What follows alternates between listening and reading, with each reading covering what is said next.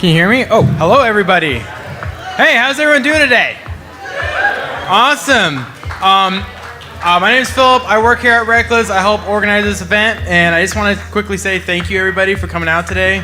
Thank you for supporting Search and Rescue. We have some people working in our staff who are part of Search and Rescue teams, and over the years at Reklis, they brought it to our attention how important Search and Rescue is. So we are just super happy as a brewery to be able to support something like this and to be, advocates for the hiking community. So this is super fun. We're really excited. We're now good friends with Sounds Like a Search and Rescue podcast. So we love having these guys up here. Great beats from I think about 2 weeks ago. AKA Stomp. Stomp. Yes, Mr. Stomp here. Oh no, my Batman Bruce Wayne moment. It just happened. Yeah, bringing those club vibes. I didn't realize there was going to be such a party in here today, but this is great. I love it. So anyways, I just want to thank everyone for coming out today. These guys are going to start their podcast, and we're going to have a great show. So get comfortable, fill in where you can, enjoy the show, and yeah, let's have a good time, guys. Thank you.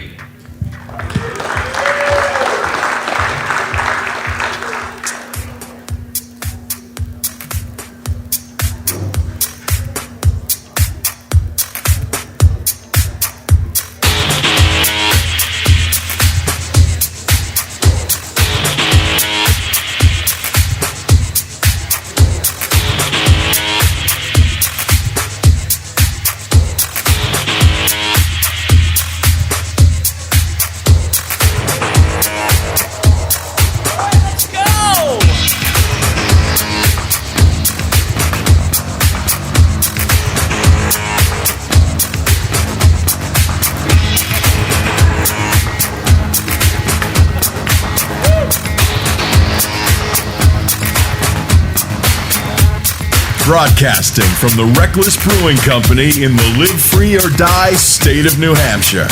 Welcome to the Sounds Like a Search and Rescue podcast, where we discuss all things related to hiking and search and rescue in the White Mountains of New Hampshire, occasionally including the counties of Belknap, something like that, and Coos, wait, or is it Coos County? Whatever. Here are your hosts, Mike and Stump.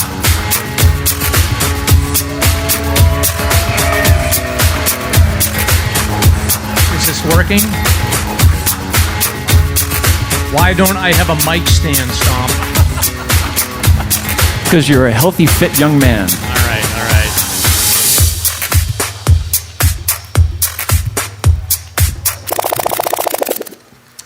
Take it away, kid. I have a problem. Why didn't we get the voiceover guy to actually come here and do the live voiceover? Right? I actually invited him. I got to see what this guy looks like. The guy that does our voiceover stuff, his name is Paul Bisson. And if you go to the SLASR Instagram, you can find him pretty easy. But he's a really talented voiceover guy right out of north of Boston. And he was actually busy opening up a show, so he's involved with some big production, so he couldn't make it. But I did ask. He's a big part of the show. All right. Well, before we start, I got a lecture about the pronunciation of Chemin des Dames. Did I do it right? I did it right. Well, not quite right, but all right. Well, I'm hopeless. Close. It's getting better. Close. Honestly, that trail is a nightmare. It's fine in the summertime, but I do not recommend ever going down or near that trail in bad weather. Anyway, so live from Reklis Brewing Company, welcome to episode 130 of the Sounds Like a Search and Rescue podcast. We're all fresh off of a 5K and I think we did a full conditions hike too. So this place is smelling a little funky, mixed with the beer. Smells like my frat house basement, but we're ready to go. We're going to bottle this up and market it as SLASR cologne. Very good. So we're here today to support New Hampshire Search and Rescue with the release of Full Conditions IPA. I'm drinking one right now. It's excellent, very fruity. So get ready for a full slate of guests here to talk about hiking and search and rescue, including Ty Gagne. We got Reklis Steve. We've got Ken Bosse here. Wayne Saunders from the Wardens Watch podcast. So we're going to learn all about what it's like to be a conservation officer. We've got Floki the cat here. Oh, don't get too excited. Don't wake the cat. Don't get too excited. And then Cindy from the Alzheimer's Association is going to be here, and then we got Lynn from the Hiking Buddies, and then we got one other special guest that I haven't told Stomp about yet. So, Yep. So sit back, relax, enjoy. Oh, actually, buy some Full Conditions beer at the bar and enjoy the event. Make sure you tip the bartenders generously. All right. So I'm Mike. And I'm Stomp. Let's get started. Very good. Very good. All right, so we've had a partnership with Hiking Buddies for about a year now, or on and off. They've been on the show a couple times. So Lynn, who does a lot of work behind the scenes for us, she helps us with guests, she helps us with marketing, she helps us with script ideas. She's here, so she does she helps our show out, and then she also helps the Hiking Buddies out, and she does a million other things with the Alzheimer's Association. How do you even have time to work? I don't. You don't? Okay. Well, that explains that. But why don't you do a spot for your Hiking Buddies safety spot? Is that what we're doing? Yeah. Here we go. Here we go.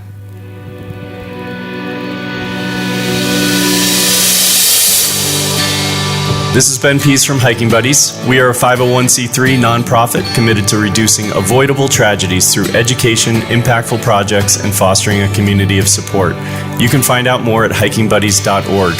We wanted to say thank you to those who have supported our mission, and most importantly, say thanks to those who speak up, who ask questions, and who are willing to provide guidance and assistance on the trails when needed. You embody what it means to be a hiking buddy. And now, for all my newer hikers out there, here's this episode's Hiking Buddies Quick Tip. Now that daylight savings time is over, the sun goes down around 4:30 in the mountains. Be sure that you always carry 2 or more headlamps with you. 1 battery operated with extras, and 1 USB with a power pack. Relying on your cell phone light is never enough. Remember, 2 headlamps is 1 headlamp, and 1 headlamp is 0. Start early and be safe. Good advice, Lynn. Does anybody else hate daylight savings as much as me? It's awful. So. All right, just to start off with, I want to say how many massholes are here? Let's hear from Massachusetts. Okay, we all hate you. We're just going to get that out of the way. You're annoying. You drive bad. So, Rhode Island's even worse. Don't even talk to me about that. It's like 50 in the left-hand lane, or it's like 100 in the left-hand lane when you see Rhode Island. So, where's our Maine people? Anybody from Maine? All right, I'm half Maine, I think, so it's hard to give credit there. And then Vermont. Anybody from Vermont? Okay, Vermont. We love you, Green Mountains. Okay, and then New Hampshire. How many people from New Hampshire? Okay. Honestly, I'm from Massachusetts, but New Hampshire's my favorite state. I love you guys. So I'm so jealous of you. So I want to get a vanity plate. I want the SLASR vanity plate. But and Mrs. Mike's in the back corner there. So I don't know if she's down for moving into New Hampshire, but eventually I'm going to wear her down. But if you see her in the back corner over there, just tell her to move up here. She's hiding. She's hiding. She's ducking. Yeah. So I also have my youngest daughter, Megan, is in the back corner. She's going to be graduating from Central Catholic this year. So can we get a round of applause for her? And then I also have my oldest daughter, Caroline, is here with her boyfriend. They just ran the 5K this morning. I got to give them a shout out too. So if you give her applause, she's been on the show before. She was the one that went to Hawaii. So. All right, so that covers me. They're not going to yell at me for not talking about them. All right, Stomp. So we just came off of Veterans Day, so we want to know, are there any veterans in the house? We want to give you a cheer. All right, stand up, veterans. Stand up. Yeah, come on. All right. Thank you. Any Marines? Any Marines in the building? Happy birthday, Marines. Semper Fidelis. And then if you could just raise your hand if you did the Rescue Me 5K this morning. All right, thank you. Yeah, that's a good event. That's really cool. They, just so you know, this is a race for Lakes Region Search and Rescue, and last year they had 200 participants. This year it doubled to over 5, almost 5. So it's fantastic. Again, the community just does so much for search and rescue in the state, and it's great to see such support. Are you doing this next thing I tried to catch up with Mike, but I just could not do it. with the race today? Yeah. No, you did fine. I got very competitive. I was like, I felt like I was 25 again. Oh, this is a joke you're supposed to deliver. I'm supposed to deliver this? Sure. This is going to be horrible. So, what can reach 5 feet in length, grow to 400 pounds, and run 30 miles per hour? No, not Stomp at today's 5K. It's a feral pig. Oh, a feral pig. So this story just came over the wires. So it's a feral pig has been spotted in New Hampshire, or feral pigs. So that's pretty interesting. So this just came over the news the other day. So no, it's not me. It's an actual feral pig. So you may have seen one running at Lincoln today, but that was not a feral pig. It was me. So typically when we talk about mythical animals that we're concerned about in New Hampshire, it's always mountain lions, but you're saying now there's feral pigs we have to worry about? Yeah, exactly. And yetis occasionally. So how many people have been hiking and you run into like a grouse that's in like, you ever had that happen to you? There's a grouse and then it sounds like a feral pig and you have a heart attack. So I can only imagine if for an actual feral pig, I don't even know what is a feral pig, but I don't know. But I would be afraid if that happened to me. They're raised in the wild. They're not domesticated. They're just, they don't want to be eaten for breakfast, that's for sure. Well, bacon sounds good right now. All right, so moving on, it's time to book your snowmobile tour with Stomp. So I predict that we're going to have like a wet winter, but maybe we'll have snow. So we'll see. I don't know. El Nino. So hopefully it'll be good. But Northern Extremes, if anybody's interested, I would start booking now because they're going to be sold out really quick. Who's excited to snowmobile? Anybody out there ride? All right. Yeah, everybody's getting revved up. So, Northern Extremes, check them out. And I guide for them. So if anybody wants to hang with me for a couple hours and rip it through the mountains, then it'd be a lot of fun. And we have a special guest here, right? Yeah, just to give people some background. So I never want to do these live events. Like, I'm super nervous, and I'm like, Stomp, I don't want to do these live events. Like, let's just do stuff from our basement. But he's always like, it's good for the show, it's good for the audience, so he'll drag me out. But I'm like, I don't know what to do for 2 hours. And so we were thinking about, like, who are some of the guests that we've had in the past, and Ken has been on twice. So Ken Bosse has been a great guest for us and a great friend. So we wanted to invite Ken on. He's done some presentations for the various search and rescue organizations over the years. So we wanted to just invite Ken up to do about a 5-10 minute segment. He's going to do a little stand-up. I tried to do stand-up comedy, I think, the first time that we did this, and it was like horrendous. So I thought that, Ken could give it a shot. So no pressure. Yeah. You're nervous. I'm not even a comedian. We're all hikers over here, though, right? Yeah. My therapist says I'm doing really well getting over my addiction of hiking, but I'm not out of the woods yet. So I wanted this to be educational because we're always learning more and more about hiking. So I want to talk to you about two most important things about hiking that you probably don't get a lot of information on. And that's peeing and pooping in the outdoors. So first of all, like for peeing, the number one thing you need to know is you got to have trustworthy friends. Because when we leave, we're coming from south of Concord, right? And we already passed like 12 Dunkin' Donuts on the way to the trailhead. So by the time I get to the trailhead, I've already had like a large frozen, 2 pumpkin spices, and a blueberry made regular. And we hit the trail. I know Dave and I came up once and we were going to do the Penny Ridge. And we were going up Falling Waters. And by that time, my bladder was the size of a basketball, under about 25 pounds of pressure. And we're standing by the waterfall. That's nature's way of saying, let me help you urinate whether you want to or not, right? And I'm like, Dave, I gotta go. Like my back teeth are floating. I gotta shake the dew off the lily. I gotta go now. So he's like, well, let's hit the switchbacks, and I'll stand at one of the peaks, and I'll watch down trail, and you can go up trail and relieve yourself. And so I go up trail, and I'm telling you what, it was like pressure of a 4-inch fire hose. It was just coming out of me like crazy. And all of a sudden, I get about halfway. You know how you get that gas gauge? You kind of like, no, like I'm halfway through. And I hear Dave say, hikers coming up the trail. And I still got old Henry going to work over here, and I turn and I say, what? And he goes by me with the most sinister looking grin on his face. And he says, hikers coming up the trail. And I'm like, where? He goes, they're right behind you. I turn around and there's this couple in their mid-20s, guy and a girl, and they're looking at me like this. I tried to stop. It's not easy to stop when you're in the middle of something like that. I peed all over my hiking pants. I mean, I put the little guy to sleep for the night, but I think he was still crying. It was horrible. It was so embarrassing. And so that's why you got to have good, trustworthy friends, not friends like Dave, who's a total jerk, right?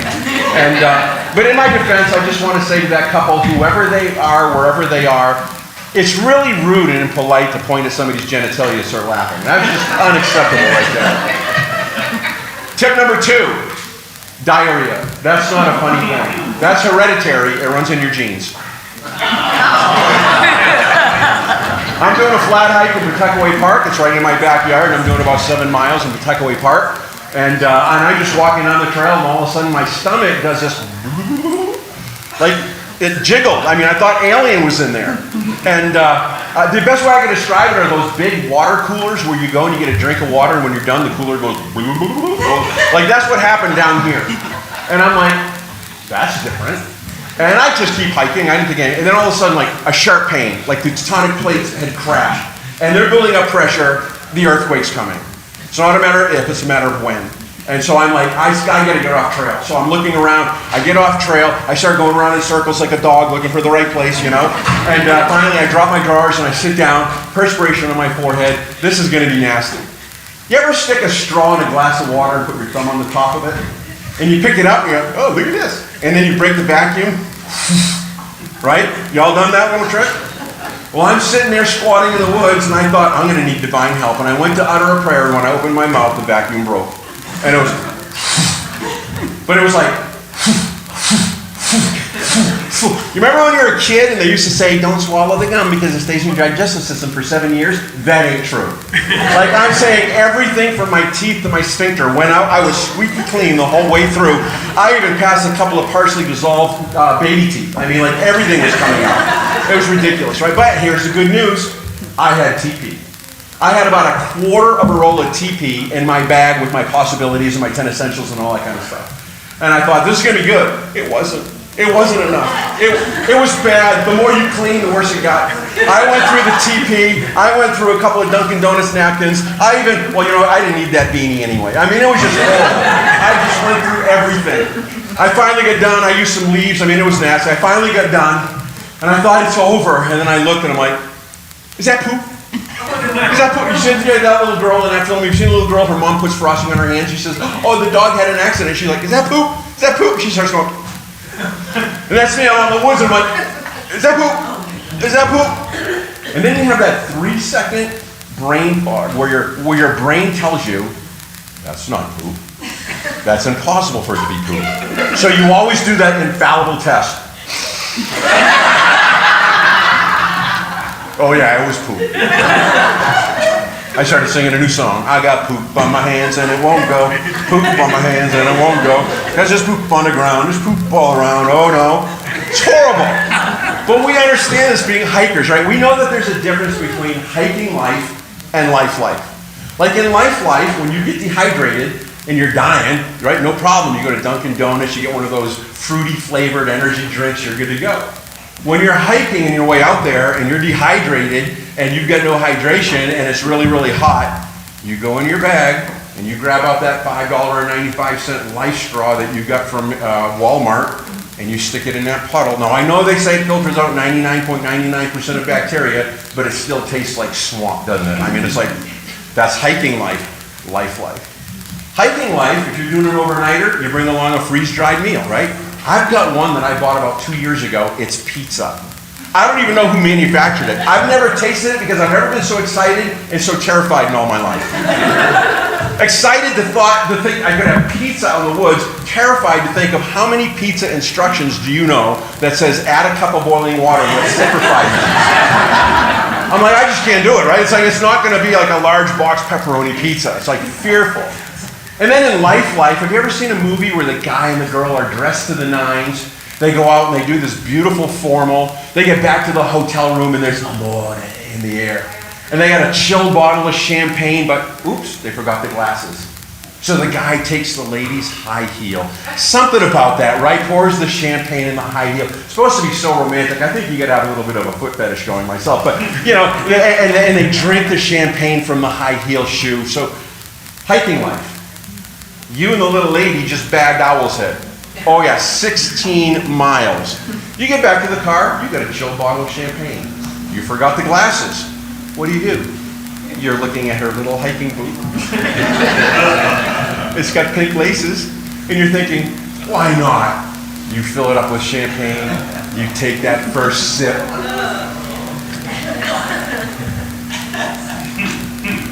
Is champagne supposed to be oily? And then you're like, did you lose a toenail? That's just, you know, we understand this as hikers, right? You know you're a hiker when the 10 essentials are your 10 favorite snacks, right? You just, I mean, it's just, you know you're a hiker when a fossilized mummy has better looking toenails than yours, right? You know you're a hiker when rolling a joint means you blow out an ankle on Mount Lafayette. You tell your buddies, I just rolled a joint, and I'm like, oh dude, let's light that bone up. And you're like, you know, you get to the hospital and you've got burn marks on your ankle. What's that all about? You know you're a hiker when the smell of bug spray on your significant other turns you on. You're like walking down the trail and you just stop and you're like, babe, is that off? And she's really seductive when she turns and she goes, no, it's cutters. And you're like 40% deep. Like, let's take it off trail right now. Let's take it off. You know what they're going to do off trail? Anybody ever done that going up? Don't raise your hands. That's just wrong. I don't believe in nudity in the woods. I know we've got like a hike naked day or some crazy thing like that. I don't, you know, like Percy, we've seen your peaks. Yeah. No more. Like, I don't need to be out in the woods to see any more blowdowns, right? We don't need that kind of stuff. So, here's the thing. Ty Gagne, is he here? He's here. He's here. Ty? Yeah, I've never met him, but, actually, I was talking to him. How you doing? I was talking to him earlier. Great guy. I'm in the last traverse, where you'll find me. I was talking to him earlier. I says, you know, your books aren't funny.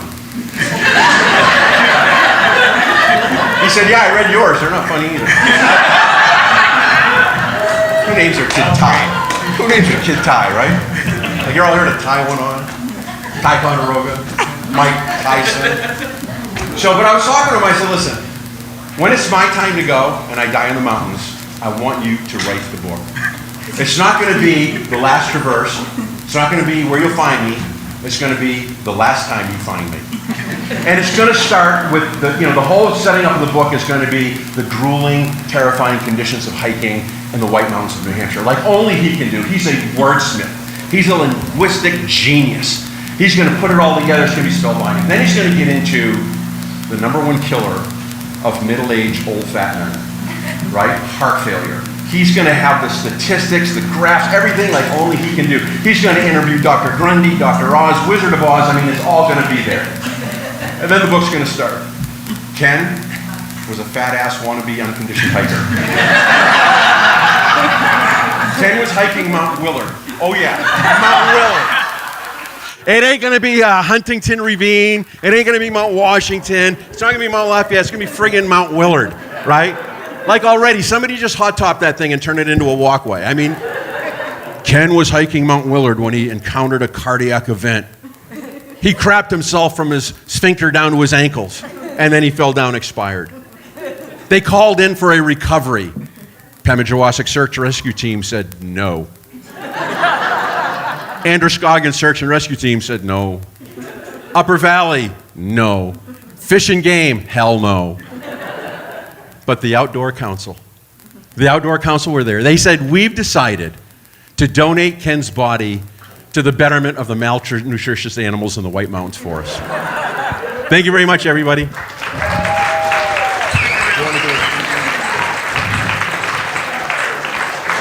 Test. Yeah, stick around for a sec here, Ken. So I had a couple questions for you. We just came off the 5K, and I'm curious to get your perspective on the difference between trail runners and hikers. Do you have any comments on that? Yes. So hikers are demented, and trail runners are just flat out mental. Got it. Now, what about, so you do get out, I mean, your local stomping ground is Pawtuckaway, but if you look back at this year, could you pick out like your favorite hike that you did in the Whites? Yeah, we did, Ian and I, we did Eisenhower over to Pierce, and that was just a great hike. I think it was because of the weather, it was a drop-dead gorgeous day. Really enjoyed that hike. Okay. Yep. Yeah, and then do you have any predictions for the winter season? Do you think that we're going to get a lot of snow, or do you think it's going to be a bust this year? I think we're going to get a lot of snow. Okay. I do, yeah. Right. I was thinking about the outdoor council, and I was thinking council sounds to me like it's a bunch of old people in a room, like a boardroom with bored people with clipboards, but they're talking about the outdoors. That's what I don't get. They're talking about, do they go outdoors? They're a commission, so they're the ones that are in charge of sort of overseeing everything, but they probably spend more time thinking about outdoors than going outdoors. I remember getting my buns freezer burned on Mount Jackson, and there was no outdoor council out there. No. I feel like whenever I hear outdoor council, it feels like the Lord of the Rings, it's very official. Yeah, exactly. Exactly. Yeah, so I don't know. Well, that's good. So how are your book sales going? Great. So the book is now in Mountain Wanderer. It's up at Bondcliff Bookstore in Littleton. It's in REI in Conway. Of course, it's on Amazon. We're going to be looking at getting it in REI in Bedford as well. So the book sales are going great. All the profits, by the way, go to the Outdoor Council. So it's a win-win situation. If you don't like the book, you made a great cause. You made a great contribution. Now, when you sit down to sort of figure out okay, I'm gonna put this stand-up routine together, and here's the topics and things like that. There's a lot of it basically crapping your pants topics here. Did that actually happen to you? Is that what motivated you? Oh yeah, in Pawtuckaway, that was unfortunately that was an Yeah. event. Up until that point, I had never crapped in the woods. Yeah. So the whole thing about does a wild man crap in the woods? Yeah, that's true. Yeah. Well, I actually, unfortunately, that's happened to me multiple times. Ooh. And there's an ethical Honesty. situation. Yeah, there's an ethical situation that goes on when you're faced with that stomach issue, because you really have to make the decision: how far off trail do you go? I know it. And the main reason I think about it is because you don't want dogs to find whatever you have to leave there. Yeah. So I feel like the really good people go 200-300 feet off trail. Yeah. The really bad people do 10, 15 feet or so. Yeah. Can you explain how far you go? Unfortunately, it was early spring, so there's no foliage. Yeah. I did go about 65 feet off trail, but those bright hiking colors? Yeah. They just show up right through the woods. Wow. And I know, the day I went out, I didn't think there was anybody in the park at all. Yeah. And I no sooner was cleaning up, and I hear some voices coming up trail, and I'm like, here we go.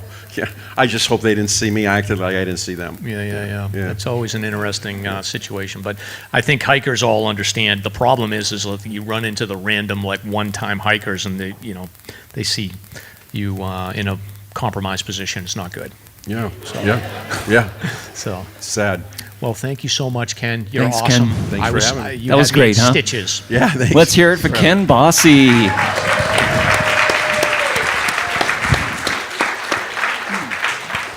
All right, so Stomp, we got a little housekeeping here. So we have a bunch of stickers. So I'm Stickers looking are at this. friend. So we have SLASR stickers. We've got Fantasy Pants, which is Reklis Steve's podcast. Yeah. We've got Wardens Watch stickers, and then we nice. have some of these stickers that you can put on the outside of your window of your car that basically just tell thieves that your car is unlocked.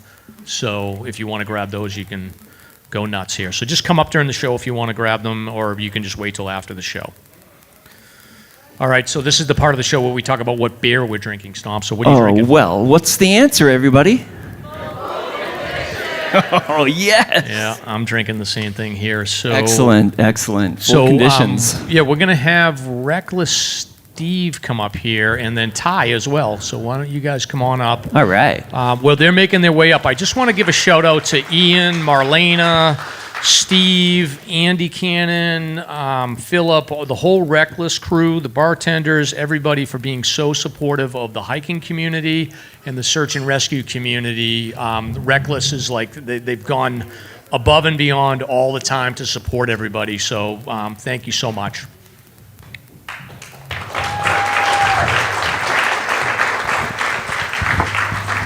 All right, guys, so this is a beer collaboration between you two, huh? Yeah, second time now I think we've done this event. Great to be here, great to see everybody. Yeah. Who are you? I'm Steven. I brew beer here at Reklis. I'm also on a volunteer search and rescue team. Happy to be here, happy to see everybody. Great. And also welcome Ty Gagne. Ty, why don't you introduce yourself? Want to introduce yourself? I'm Ty. Nice to see everyone. Thank you to our veterans, by the way. Awesome. All right, so Steve and Ty, you guys have worked together to basically create this Full Conditions beer. Can you talk about the history behind it and then the collaboration? Like, how did you come up with the idea for the type of beer and then the ingredients that you put into it? I think the beer was your idea in the first place. Yeah, Stomp gets all the credit for this, for making the connection. I had known that you had Reklis staff on the podcast before. I'm a big fan of Reklis.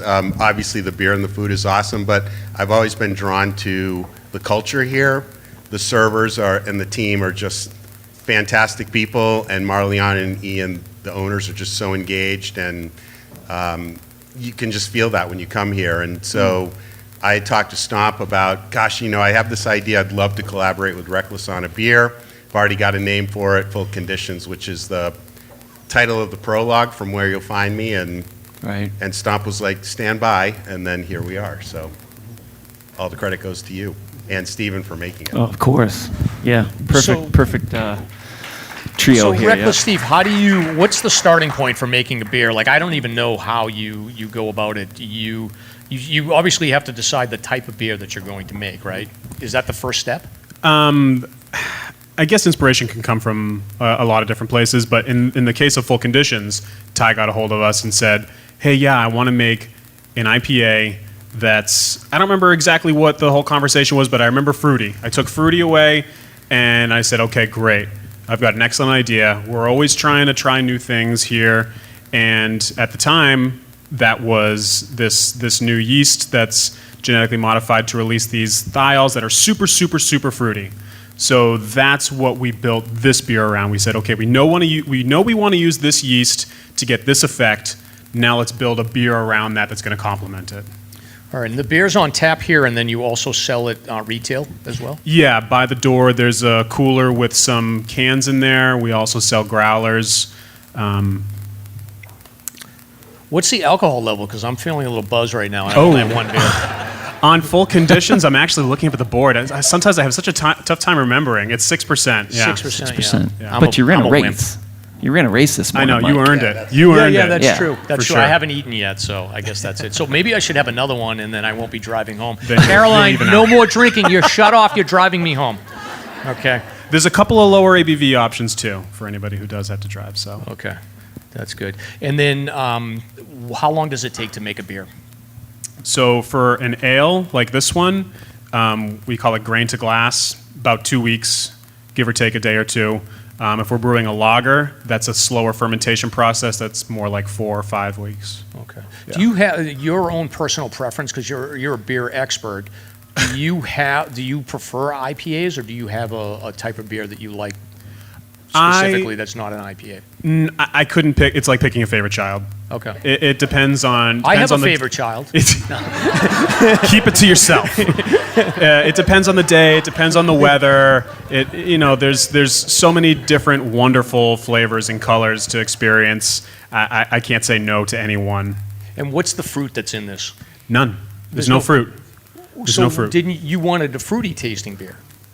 Like a New England IPA, for sure. So how did you fruity make it flavor. Taste like fruity flavor? Well, a lot of that comes from hop selection, but the big fruit flavor that you're getting, or tropical fruit flavor that you're getting, is from this compound. It's an aromatic compound.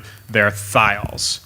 So we can get thiols in a small amount through just being in the ingredient. Like, if anybody's a fan of New Zealand Sauvignon Blanc. Sauvignon Blanc is really well known for being big, high in these free thiols, and a lot of that comes from the grape skins. So we can unlock, quote unquote, those thiol compounds by using some of these new yeasts that companies are genetically modifying to be able to break them off from whatever compounds they're attached to, and then they become this crazy aromatic. I think it's something like 3 or 6 like droppers from a pipette into like an Olympic swimming pool of these thiols, and you'll be able to perceive it. So the ingredient selection, things like we used SLASR hops, and we use them in a little bit of an unconventional way. We put them in the mash where you usually just have grain and hot water to make the sugar water.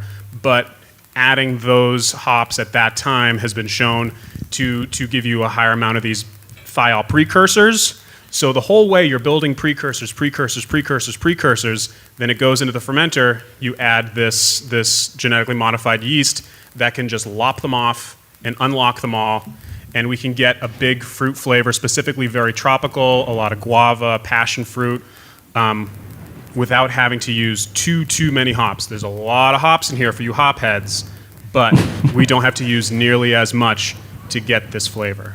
I can't tell if I'm hungover or it's all the math. Well, these are all the things I asked Steve to do when he put it together, like the precursors, and I think I wanted 5. I don't remember. Yeah, I think we went with 6 or 7, yeah. How do you research all this? Is this just in-house knowledge that you have learned over time, or do you go on like some secret internet message board to learn all this? Well, I mean, yeah, you'd be surprised how much you can learn off Reddit. Really? For real. I mean, there's that, but there's also all sorts of trade shows. We're always going out trying to learn.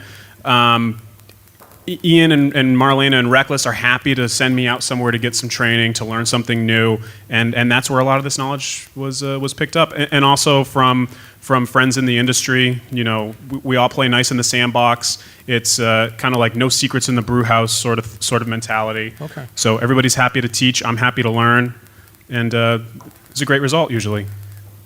What other beers are you making right now? You have anything new on tap? So. One, you asked me about beers that I like, and I can tell you that I'm not a fan of sour beers. I know a lot of you are. And my daughter's boyfriend he's angry right now. Well, I've got great news. I've got great news because the new batch of Party in Your Mouth either is on tap right now. Yeah, he's drinking it right now. He's got it. So we usually make it with that one. Actually, does have fruit additions, and we could get into that if you wanted to, but. We usually do pomegranate and passion fruit in the Party in Your Mouth. This year we wanted to do something a little more winter-friendly, so we went with black currant. So it's a beautiful color, really tasty. If you like a sour beer, I suggest at least trying it. Yeah. Excellent. And then you were telling me about a new Polish-inspired beer Mm-hmm. you made? My wife and I and my family, we took a trip to Poland this winter, and one of the many things that I brought back was the desire to brew a Polish beer. So the Grodziecki is up there. That's a result of some of my inspiration from the trip to Poland. I drank as many of them as I could, and I brought back what I liked the most. It might not be for everybody. It's got a little bit of a smoky flavor, but if you try it and you like it, I'd really love to hear what you think. And I guess if you don't like it, you can tell me too. That's okay. Yeah, I might check that out afterwards. So, excellent. Stomp, any questions for Ty or Reklis Steve? Absolutely none. Nothing? He's had too many beers, I think, so great. Yeah. All right, so why don't you guys stick around? This is the part of the show where we're going to talk about recent hikes. So, have you been out? Yes. Oh, you have? Yeah. Oh, proud of you. All right. So he sounds shocked. Yeah, no, because I know that you were sort of like grinding on the writing piece of it. So where have you been out recently? Smartsbrook, just nice. kind of simple but great, Yeah. beautiful spot. And you didn't send me a text. I know, it was That's brief. wonderful.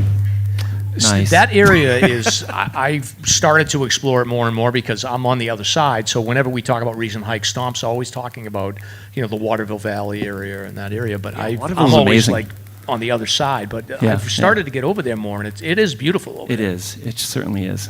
Yeah, Yep, it's my backyard. Yeah. What about you? You haven't done anything since that East Pond hike? Well, we just released the show, so I just divulged all those hikes that we did the Watcher. Who thinks the Watcher's getting run down? I mean, it's changed so much, right? Unbelievable. 3 or 4 years ago, it was actually really challenging. Now it's like a super highway with switchbacks. I couldn't believe it. So yeah, it is what it is. But it was a nice time. Don't oversell. It's still sketchy. Like going up that last chute is definitely sketchy. And I would say if you're going with people, make sure you keep some separation because that was one of the things that we had. I was making sure that my friend Tom was staying back off of me because I did let some rocks. Yeah, I let some rocks loose. Yeah, for sure. But it's a nice area there for sure. Definitely standing up on. So that's the all I get. Head. Hope to get out soon in the trace. When are we getting the next Norrincher? I don't know. Hopefully not soon, but Norrincher? Come on. And then I just went over a recent hike I did on Mount Greylock. So I went out to Western Mass again. Really fell in love with that area, and I'm thinking about going back out there for a winter hike. One of the cool things about Greylock that I notice is there's lean-tos in the area, but they have sheds next to the lean-tos where they have the trail maintainers they leave firewood out, so they're stocked up for the winter. So you can actually have a nice winter campfire, which is great. Take the fruits of their labor. Yeah, exactly. Love and it. it's actually the elevation gain on Greylock is not that significant. It's sort of like the Ossipes or the Belknaps a little bit. So I'm thinking for a winter overnight, that's a more, appealing hike for me versus some of the stuff in the Whites that I've done in the past where I've absolutely frozen to death. So. Anyway, but what about you? How was the hike today? You guys went up to Lonesome Lake? Today was great. Yeah, I've actually been on Lonesome Lake more this year than I have in many years before. A couple weeks ago, a couple friends and I went up to go see the first snowfall below 2,000 feet. Sat in the hut, had some hot chocolate, watched the snowfall, and it was very much the same today. But there were a lot more friends, a lot more hot cocoa, and we were outside. But it was really nice. It was good to see everybody. Yeah. What do you get planned for winter adventures? I don't have anything concrete planned, but I have been bugging my buddy David, who works in the kitchen here at Reklis. I texted him. I said, "Hey man, we just got to get out. You pick what we do. I don't care. We're just going to go out after work. Late start. Bring headlamps. Bring warm gear. Just want to do something." So. Yeah, I'm getting ready for the winter hiking. I got to finish my winter 4,000 footer list. If you're up for an Owl's Head hike. I'm asking everybody. I'm dreading it. I'll do it. Awesome. Let me know. I'll do it. Yeah. Rhonda's down. Okay, you go, girl. You're out there all the time, so excellent. All right, Stomp. Any other questions about recent hikes? No. You're doing nothing. I'm doing all the work here. I'm just having such a great time watching this podcast. This is cool. Oh my gosh. All right. Well, I appreciate both of you. So Ty, you're going to come back in a few minutes. I am. Yeah. We have like the most important guest that we're going to super special which is Wayne. Well, Wayne's very important, but we have Floki the cat coming on here. Oh, right. Yeah. Who competes with that? Yeah. So Floki's mom is going to come up. So Mel, come on up here. Yeah, you want to come up? Yeah. So, all right. So thanks, guys. Thank you, guys. Yeah, thank you. Let's hear it for Steve and Ty.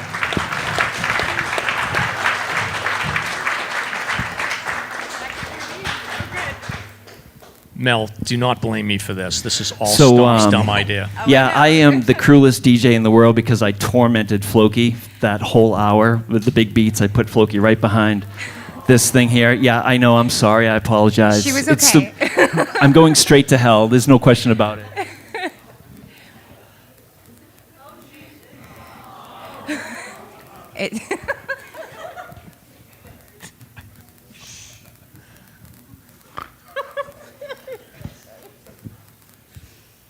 Is this what you were talking about?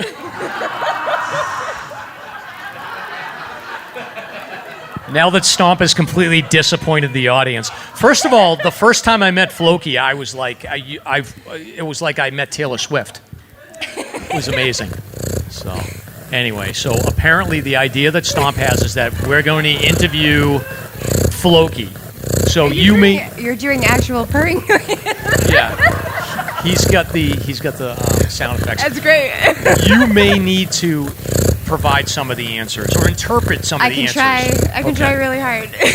All right. So the first question I have for Floki is: we all know that it's a weird scenario because Floki's an indoor cat, meaning that you don't let Floki roam free. But Floki's also an outdoor cat because Floki spends so much time outdoors. But the question I have for Floki is: if you could have your choice, Would you be a free roaming outdoor cat, or would you be an indoor cat? Floki wants to be an outdoor free roaming cat, Mel.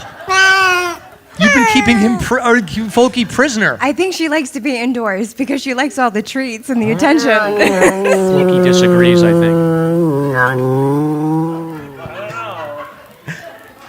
You must set her free. Yeah. All right. Now the next question is, Floki, who is your favorite cartoon cat between Garfield, Tom from Tom and Jerry, and Hello Kitty? Tom. No, she said Cat in the Hat. She went with another option. Not even on the list. Yeah, she likes Dr. Seuss. Have you read Floki Dr. Seuss? No. No. What is Floki must be sneaking off and doing their own reading when you're not around. I mean, who knows? All right. We live in Kearsarge, and there's lots of tomcats around, so All maybe. All right. Now here's another one. You may need to give this answer. So Floki, what is your least favorite 4,000 footer?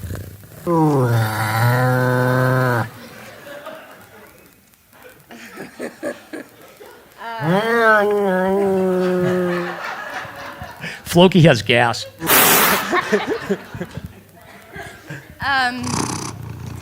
God. Adams. Adams. Probably Adams. Okay, that's why. All right, so hold on. So now, Floki, what is your most favorite 4,000 footer?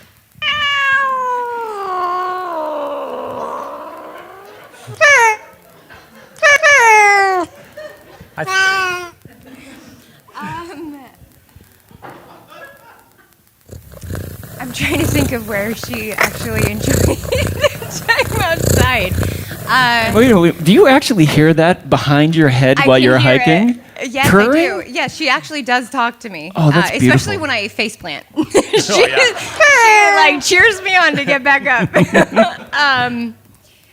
Her favorite? Pierce, probably. Pierce, yeah, that's a good choice.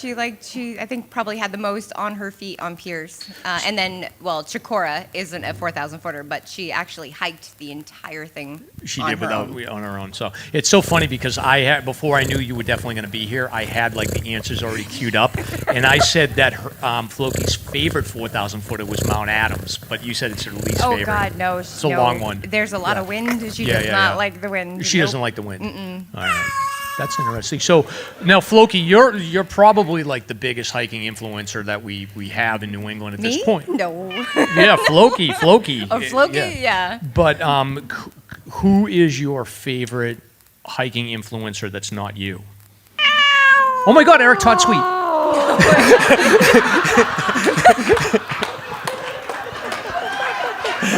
Eric, I love you. I'm sorry. I do. I love him very much. It could only be him.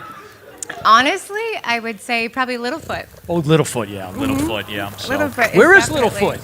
I Is saw her she today. here? I gave her No. a fist pump. I did see her. I keep promising that my daughter is going to hike with her, and we just haven't made it happen yet. But Yeah. And we're just kidding about Eric. We love Eric. He's We do such love a cool dude. I mean, he's so self-deprecating. I don't know if anybody heard the Golden Gator Awards that we made last year with with the fake advertisements and things. Like he came right in. He's like, "Yeah, I'll do that." His ad was so funny. Yeah. So yeah, Golden Gator Awards. If you haven't heard it, check it out. It's really funny. All right. Is that the one that I won that I didn't know that I I think you did. Yeah. Yeah. So, all right. So I'll interpret the answer on this one here. Okay. Okay. So, Floki, if you could give one piece of advice to other hiking cats or the owners of other hiking cats, what would it be? All right. So Floki is saying to make sure that anybody that's going to be carrying their cats is very particular about washing behind their ears because the smell there. So are you not washing behind your ears enough? Is that what's going on? I do, I think. Maybe not enough. Okay, but well, you might want to work on it. All right, and last but not least, Floki, what is your favorite place to hang out after you go hiking? Well, here, of course. Yes, that's the only answer, right? So literally, I always come here. Yeah. So awesome, Mel. So what's Floki, you're done. You're retired. What else is the plan? Are you doing a lot of winter hiking? You getting ready to go out and do any big adventures? So, well, I sort of have like a blank slate right now because everything kind of got a little screwed up back in September. So I'm just planning as I go right now, and basically our goal is just to get out, to have fun, to be with friends, to either be solo and just get out and experience it. And we don't really have a direction right now. But you're still motivated to keep going. Oh, You're absolutely. not getting bored. Oh, yeah. I have to. Do you ever think about like taking Floki to other regions of the country? So I do. Yeah. I don't know how flying works. I am a very sheltered Yeah. human. So I don't know how that works. I don't. But I definitely want to get her out with me in New York. That was a big goal of mine over this past summer, and hopefully we'll be able to do this coming spring or summer, and I'd like to bring her there. We've done half of the Devil's Path. I would love to finish the other half. There's a lot that I would love to get out there and do with her. Awesome. Well, I just, speaking for myself, I think that it's important to have inspirations and happiness in our lives, and I feel like you and Floki and what you do for the hiking community and just sharing your adventure is like a really beneficial thing for everybody. And there's so much that goes on in the world that a little bit of sort of just pure happiness You're gonna and make me fun. cry. Yeah. No, we appreciate it, and we love Floki, and we love you. Yes. And thank you for all you do. Oh, thank you very Yeah. much. Yeah. Thank you. So, thank you, Floki. Don't try. I made her try. Awesome. All right. All right. You did great. So. All right, now we have a sponsor just to read about. So, does anybody here have a sweat problem, a back sweat problem? Not anymore. Not anymore. All right. So, sweat can be an extremely uncomfortable experience on the trails. Plus, sweat is a serious risk factor. As your clothes get wet, your core temperature can dramatically fluctuate. This can result in hypothermia, heat exhaustion, and dehydration. We've got good news at SLASR for you. There is a piece of gear that solves the sweat problem. Vaucluse's ultralight ventilation backpack frame. The frame is a backpack accessory that easily installs in your favorite pack size, 15 liters to 65 liters, and creates a ventilating airflow gap between you and your pack. It's also ultralight, weighing less than a pair of socks at just over 3 ounces. Whether you're hiking in hot or cold temps, the ultralight ventilation backpack frame is a real game changer when it comes to airflow and ventilation. So, visit vauclusegear.com to order an ultralight ventilation frame today. Use promo code SLASR, that's SLASR, to enjoy a $5 discount. Plus, let them know that Mike and Stomp sent you. Yeah, and if anybody's interested, I actually brought my pack in, and it's hanging up over here, so you can check out the Vaucluse. This is the older model. There's like a new model that's lighter, but you just take it off if you want to put it on and check it out. But I highly recommend if you have a hiker that is looking for a Christmas present, this is a good option. And I've been stress testing this thing a lot lately because I heard on there was some social media post where people I don't even know if they use this thing. I definitely use this, and when I was on Greylock this last weekend, I was pushing it hard, and it actually did keep me pretty dry, so it's worth checking out. I haven't done a ton in the winter with it, but I suspect that it's going to be pretty good. So especially above tree line, if you position it so that the wind's going across your back, it's pretty solid. So I'd highly recommend it. Do you want to pass me Floki so we can put Floki to bed? We don't want to obstruct. Yeah, here it comes. Football season. Nice catch. Never do that to Everybody a cat. can pass Floki around. So cruel. All right. Don't give it back to Stomp. Is Wayne in the building? Mr. Saunders. Oh, wait a minute. No. Oh, wait, Wayne wait. can come up and hang out. Yeah, But we got a absolutely. couple Come on more up. people. So come on up, Wayne. Welcome. Not yet. Not yet. So. Yeah, grab a mic here. But before we get into talking to Wayne, we're going to have Cindy from Alzheimer's come up for a second. So, Cindy, where are you? Why don't you slide over here, Wayne? Okay. Yeah. Right there, Cindy. Just don't drink my beer. Oh, no, I won't Okay. touch it. You don't like stouts, do you? I don't actually. Oh, you're a stout guy, huh? Yeah. Okay. So, Cindy, welcome back. You've been on the show before. So, Cindy's with the Alzheimer's Association, so we partnered with you the last couple of years. Yeah, it looks like it's on there. So what's going on with Alzheimer's? How was the fundraising this year, and then what's the plan for next year? We had a really great 2023. We raised over $187,000 for the Alzheimer's Association. Nice. And that was, so 48 Peaks Hike for Alzheimer's is part of the Massachusetts, New Hampshire chapter of the Alzheimer's Association. So that 187,000 contributed to the entire chapter total of over $1 million for the Alzheimer's Association this year. That's awesome. And we are the first chapter in the country to do that. So it was a huge year for us. And we have a lot of your listeners to thank and you guys to thank. Yeah, that's excellent. that's Now, awesome. what's the plan for next year? Is there anything new, or is it just like continue forward with the system that you've already built out and make it bigger? Yeah, so we're going to continue. We're still in the planning stages, but it's going to be the same as this past year where we have the usual hike the 48 peaks of New Hampshire. You can also create your own challenge. So we had some people hike like Mount Willard, Mount Jacora. We had a couple people do a half Prezi. So you can do what you want in New Hampshire, Massachusetts, Vermont, whatever you really want in New England. And then we also have a sponsorship program that we're revamping for this coming year. So if you know a company or maybe person who might want to sponsor our event, like get in touch with our event manager, Megan. And we're on Instagram, so you can also, I'm the one that runs the Instagram, so if you message us, it's going to be me. But yeah. Do you know, and you may not pay attention to this detail because you're focused on like raising the funds, but has there been any big breakthroughs in Alzheimer's research recently? So I believe we had 2 FDA approvals this year of 2 drugs. One, most recent I think was Leqembi, and I think that's the first one to show some reduction in the symptoms. So it's a step forward. We have a hope for a cure coming, but we're in the era of treatment, which is a whole new thing. Yeah. And it's great. Yeah, and it's difficult. And I know like our audience probably skews like I'm in early 50s, so there's a lot of us that have parents that are sort of struggling with dementia and these issues. So it's always top of mind for sure. people. So what you're doing is so important. So we'll continue to partner, and we'll look forward to everybody getting out there and making the mountains purple next year. Yeah, no, we appreciate all your support. I know you guys had a team this year, and you know, we just love, like you said, painting the mountains purple, getting the word out. Let's hope 2024 is going to be an even better year. Yeah. We're going to have a great year. Yeah. Awesome. Keep up the good work. Thank you. All right. So, Stomp, I didn't put this on the script, but this is like a tradition at this point, is that we've got our friend Daryl here from EMS. Oh, sure. Right? Absolutely. We cannot do a show without having him come up and talk a little bit. Yep. Absolutely. So come on up there. Yes. Welcome.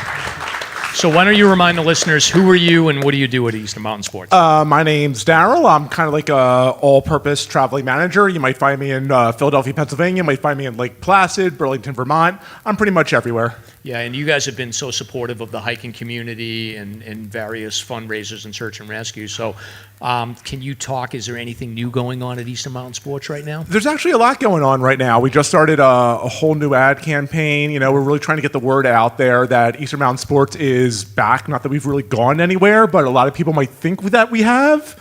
That we're opening up new stores. Our flagship store in Burlington, Vermont just celebrated its 1-year anniversary. I believe next week will be its 1-year anniversary. We're opening up probably 4 to 8 stores in the next year or so. That's the plan. You know, so lots of really good things coming down the pipe at Eastern Mountain Sports. Okay, because you guys were kind of flat for store openings for a while, but now you're picking up. Yeah. It's no secret that we closed a lot of stores a few years ago, but we've got some new ownership in here that seems to be really, really supportive of the Eastern Mountain Way and putting money behind the company and really focusing on the hiking and the things that we do at Eastern Mountain Sports that set us apart from maybe some of our competitors. Okay, and then you guys are still focused on EMS brand clothes for winter hiking? Yeah, while we have a full selection of national product from Outdoor Research to Marmot to Mountain Hardware.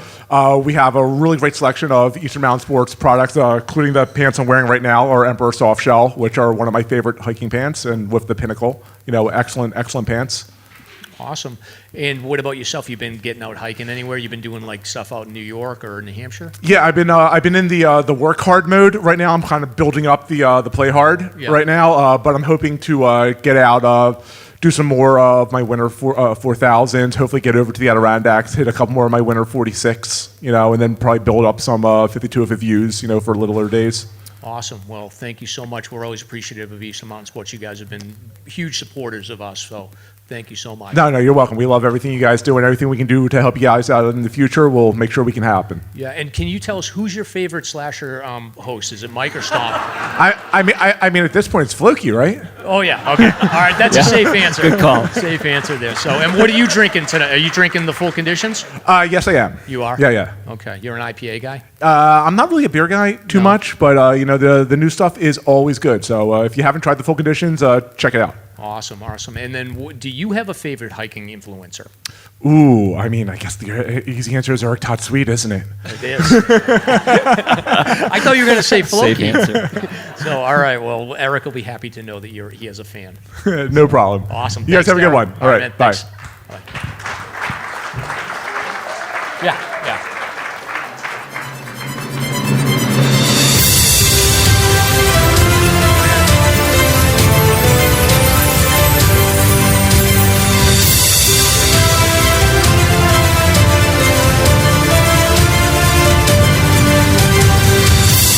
It's time for Slasher's Guest of the Week.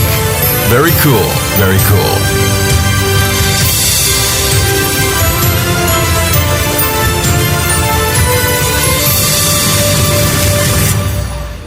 All right. Welcome, Wayne from Wardens Watch. Thank you very much. Is it on? Yeah, it should be. I'm on? All right. He's live. Now I'm on. All right. Now we're back. Is this your first live podcast? No. No?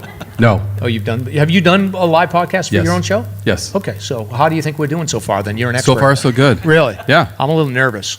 You should be. I know, You but know? you're intimidating. I got law enforcement here. That's right. Yeah, so Former. Actually, I still hold all my credentials. I'm only drinking one beer and driving. Okay. I'll be good. You can to have go. two. I can? Yeah. Well, I don't know if I can. My blood alcohol is off the charts. So anyway, but why don't you introduce yourself? Yeah, so I'm Wayne Saunders. I'm a former game warden. So did 23 years with the New Hampshire Fish and Game. I finished off as a lieutenant in the northern part of the state in Coos County, which encompasses our favorite mountain, Mount Washington, Mount Adams, and all those northern presidentials. So search and rescue was a lot of what I did in the northern part of New Hampshire as a lieutenant, as a sergeant, as an officer. So I started from the ground up, from carryouts to managing, and finished up, and probably search and rescue is the reason I retired. I don't blame you. No, so you've been retired for what, like 5 to 6 years now? 5 years. 5 years. Yeah. And then what motivated you to start a podcast? Because I felt like I jumped off a cliff that I didn't know where I was going to land. So, and they say do something you love, and I did something I loved. I was a game warden for 23 years, and I'm like, how can I incorporate that back into something else? And I just listened to a Meat Eater podcast for the first time, and boom, I was like, I'm going to try to podcast. And the Northwoods Law series was going on right then, and those guys are great. They helped with the podcast, they promoted it, and boom, it took off pretty well. Did you talk to anybody that was in, like, I've always been nervous about approaching like law enforcement around coming on the show because, and I have some buddies that are in the FBI and other areas, and I get the sense that they don't like necessarily to show how the bread is baked.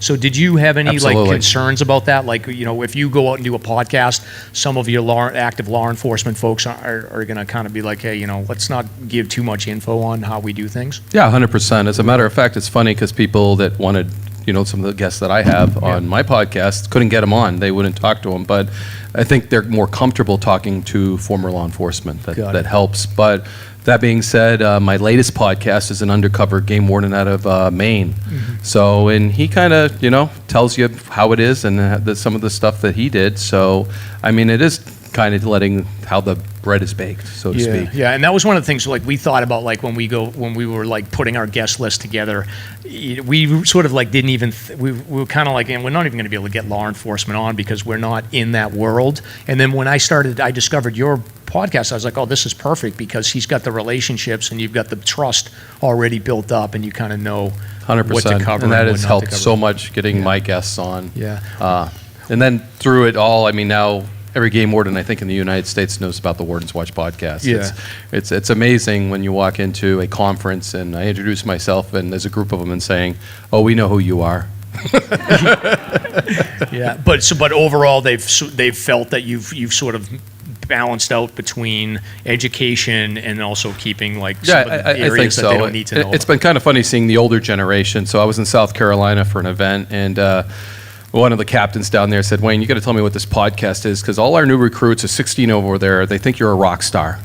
And I have no idea why. So what is this podcast? So I went over and talked to all the young people that actually listen to podcasts, and yeah, they listen, and that's inspiring to them and why they became a game warden, and that's exactly what I wanted out of the podcast. Yeah. I think the long form interview is it's very attractive to people because it's the 2-minute, 3-minute news stories are just, you can't dig into things in a lot of detail, and I think a lot of what you talk about needs a lot of context and a lot of detail. For sure. But just going back to your time when you were a conservation officer, can you talk a little bit about what a typical day would be for you? And I would assume that a lot of this ties to seasonally, depending on what season you're in, you would prepare differently, but around this time of the year, could you talk about what would be a common activity for you as a conservation officer? Well, it's the fall, it's hunting season, we're just kind of getting on the tail end of search and rescue for sure, and hopefully, because people going out hiking right now are in trouble already,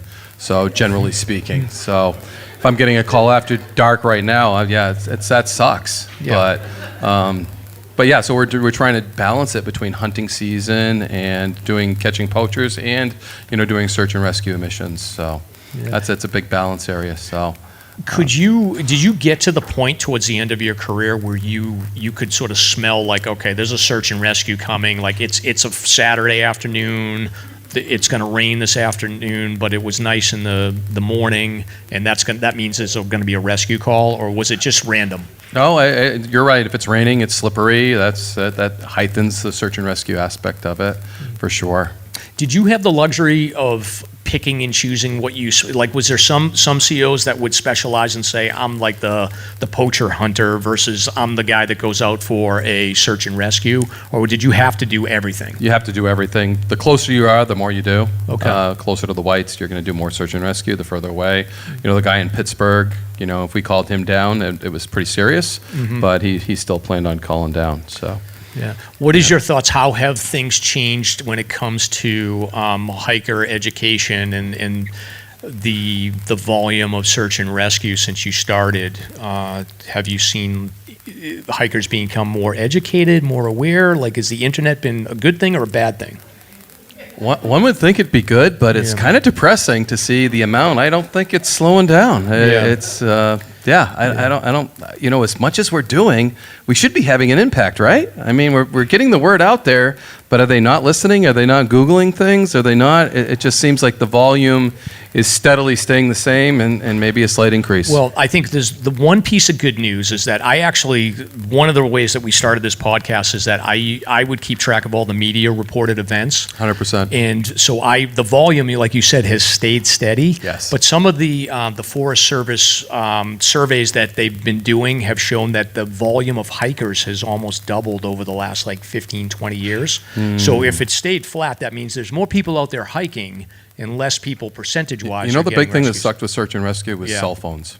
Cell phones, yeah. Cell phones. Yeah. Because that's when they could report it. Yeah. So before they got themselves out of the woods because they couldn't call anybody. True. Now they, literally I had a guy call who wanted a helicopter over a broken thumb. I thought it was a joke. And it wasn't a joke. I'm like, sir, we don't call helicopters hardly at all, and not for a broken thumb. But he was from Texas, and he just thought, I broke my thumb, man, and you can send a helicopter. And I was like, yeah, that's funny. He's like, no, I really need a helicopter. I'm like, for a broken thumb? That is I do see a lot of the rescues are for people that are outside of New England. So you got people from Florida, Texas. Massachusetts. Yeah, Massachusetts, that's right. True. We should really get Ty up here because I don't see him very often, and our mutual come on up, Ty. The way I met Ty was kind of unique. So get up here, Ty. Yeah, we got an extra mic here. Yeah, and I hate to do that, but this is great. Guy, I thought he was a suspect when I first met him, actually. Yeah, how did you? So Ty, that was the one thing we've talked about this before, but breaking the blue wall basically to get these guys to say, all right, he's not a clown, I'm going to talk to him. How does that go? He had a tough time breaking the wall. Yeah, with this one for sure. So I met Wayne through Mark Ober, who I'd known. He's a CO. He's a lieutenant he took over your patrol, right? Yep. And I was researching where you'll find me, and Mark said, hey, I think let's meet with Wayne. Wayne was the search manager for day 2 of that search. And we met for lunch in Lancaster, Mark, myself, and Wayne, who I knew. I knew of Wayne quite well, but hadn't met. This was like his 3rd request to meet with me. So, but if anybody knows me, Mark probably said, hey, buy him lunch and you'll be good to go. So it was an awkward lunch, and I knew the minute I sat down, I was being measured up, and it's like, what is this guy about? And I was like, well, why? You know, I kept asking that why, and you know, he's like, well, I want to do risk management and the risk and that, and you know, putting it all together, and I was like, okay, I still was very on the verge of everything, but I gave Ty everything he needed, and you know, after watching, I think I've been to like 4 of the seminars where you speak, and every time is riveting to me, and I lived it. And I was like, you know, what a great presentation. One of those things, like you said, an outreach for search and rescue, a way to connect to people on all levels, and Ty was doing that, so I really appreciate it. But I was very suspicious. The Cape Matrosova was a very interesting thing to me, because we do search and rescues all the time, and that one, I didn't realize how big it was going to be until I got to my office, and you know, there was a bunch of notices there to call press, which is normal. But every time I got done one, my secretary would bring in another stack, and I'd work through, and she'd bring in another stack, and there was and they got like a stack of. I'm like, okay, I Googled Cape Matrosova then, and said, what is going on here? Because I'd never had anything to that degree. Yes, it was, you know, extraordinary the way she perished, but you know, it was her connection to New York City as well, and all those people connecting it. And type A personalities, because Ty hits those type of people, and type A personalities are the people I have a hard time with, and I'm a type A personality. So, but when you decide to go hiking I'm going to hike Mount Washington today, and this is in my schedule, and guess what? I don't care if it's snowing, I don't care if it's raining. I can do this because I do everything, and I achieve my goals, and that's what I'm going to achieve today. And then, you know, about 3/4 of the way up, you should make the decision, go, hey, maybe I should turn around. But no, I never quit. I never give up. And that's the unique thing. When we did a podcast about the Cape Matrosova, we talk about giving up, and we talk about being human in the brink of where we can push ourselves, because we can push ourselves too far. Yeah, and I think the challenge too, and we've talked about this before, is the knowledge of the local terrain will help you sort of get that voice inside your head to know when it's time to turn around. And if you don't have that knowledge of the local terrain, then a lot of times you can rely on your past experience in larger mountains, or you know, you just don't realize what the reality is in this particular location in the Whites. And I think that's what happened here, is that she had built up a level of confidence in larger mountains or other areas, and she just didn't have the intimate knowledge of that particular area. And that's I think you're right, because when I talk to people that hike the West, they're always like, oh, they're only 6,000 footers. I said, so when don't your trees grow? Like what level? You know, they're like, oh, 9,000, 10,000 feet. I'm like, and do you know what happens in the Whites? When do they stop growing? I said, it's the same reason those trees stop growing is what's holding them down, and the weather. So yours may stop growing at 10,000 feet, ours stop growing at 4,000 feet. Guess what that means?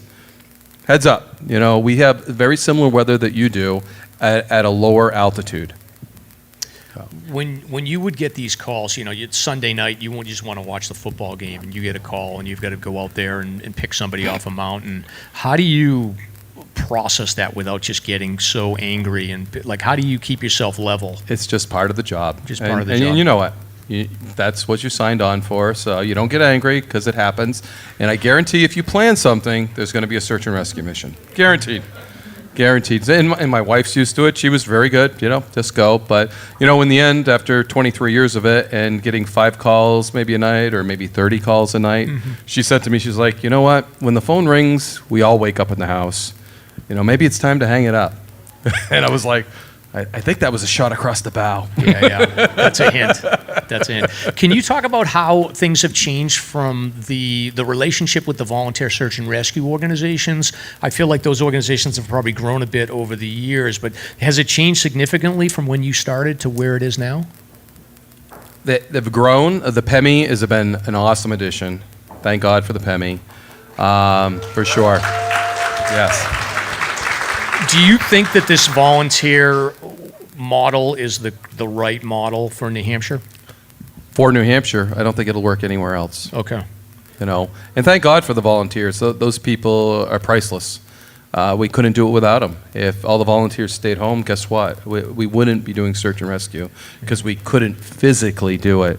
So a lot of the search and rescues, they just did that, Huntington Ravine. And every time I hear Huntington Ravine, my skin starts to crawl because I've been there on rescues. I know what it is, and I've managed rescues on that, and I know what it is. As a matter of fact, those signs that are up there, I worked with the Forest Service relentlessly to get those signs up there to tell them this is probably the most dangerous hike in the White Mountains. And if you are not prepared and don't understand what you're getting to, turn around. And on the top and the bottom, I worked extremely hard to get those because of all the search and rescues. We started accumulating that.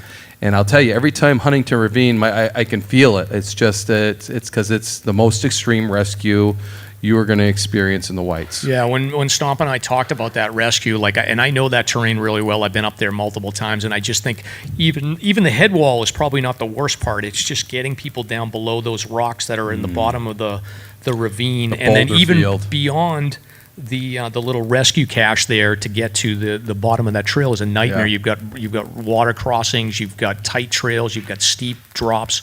And you hand a litter hand over hand though for brutal. A mile plus. So 7 hours for 20 people. I always wanted 30 people on that rescue, and I know last time they couldn't get 30 people. So as an officer, I did that. I actually watched it snow in July. It was nutty. We were on a search and rescue up there, and it was cold. It was miserable. And I'm like, it feels cold enough to snow. And it started to snow for about 5 minutes. I was like, snowing in July. I've seen it all now.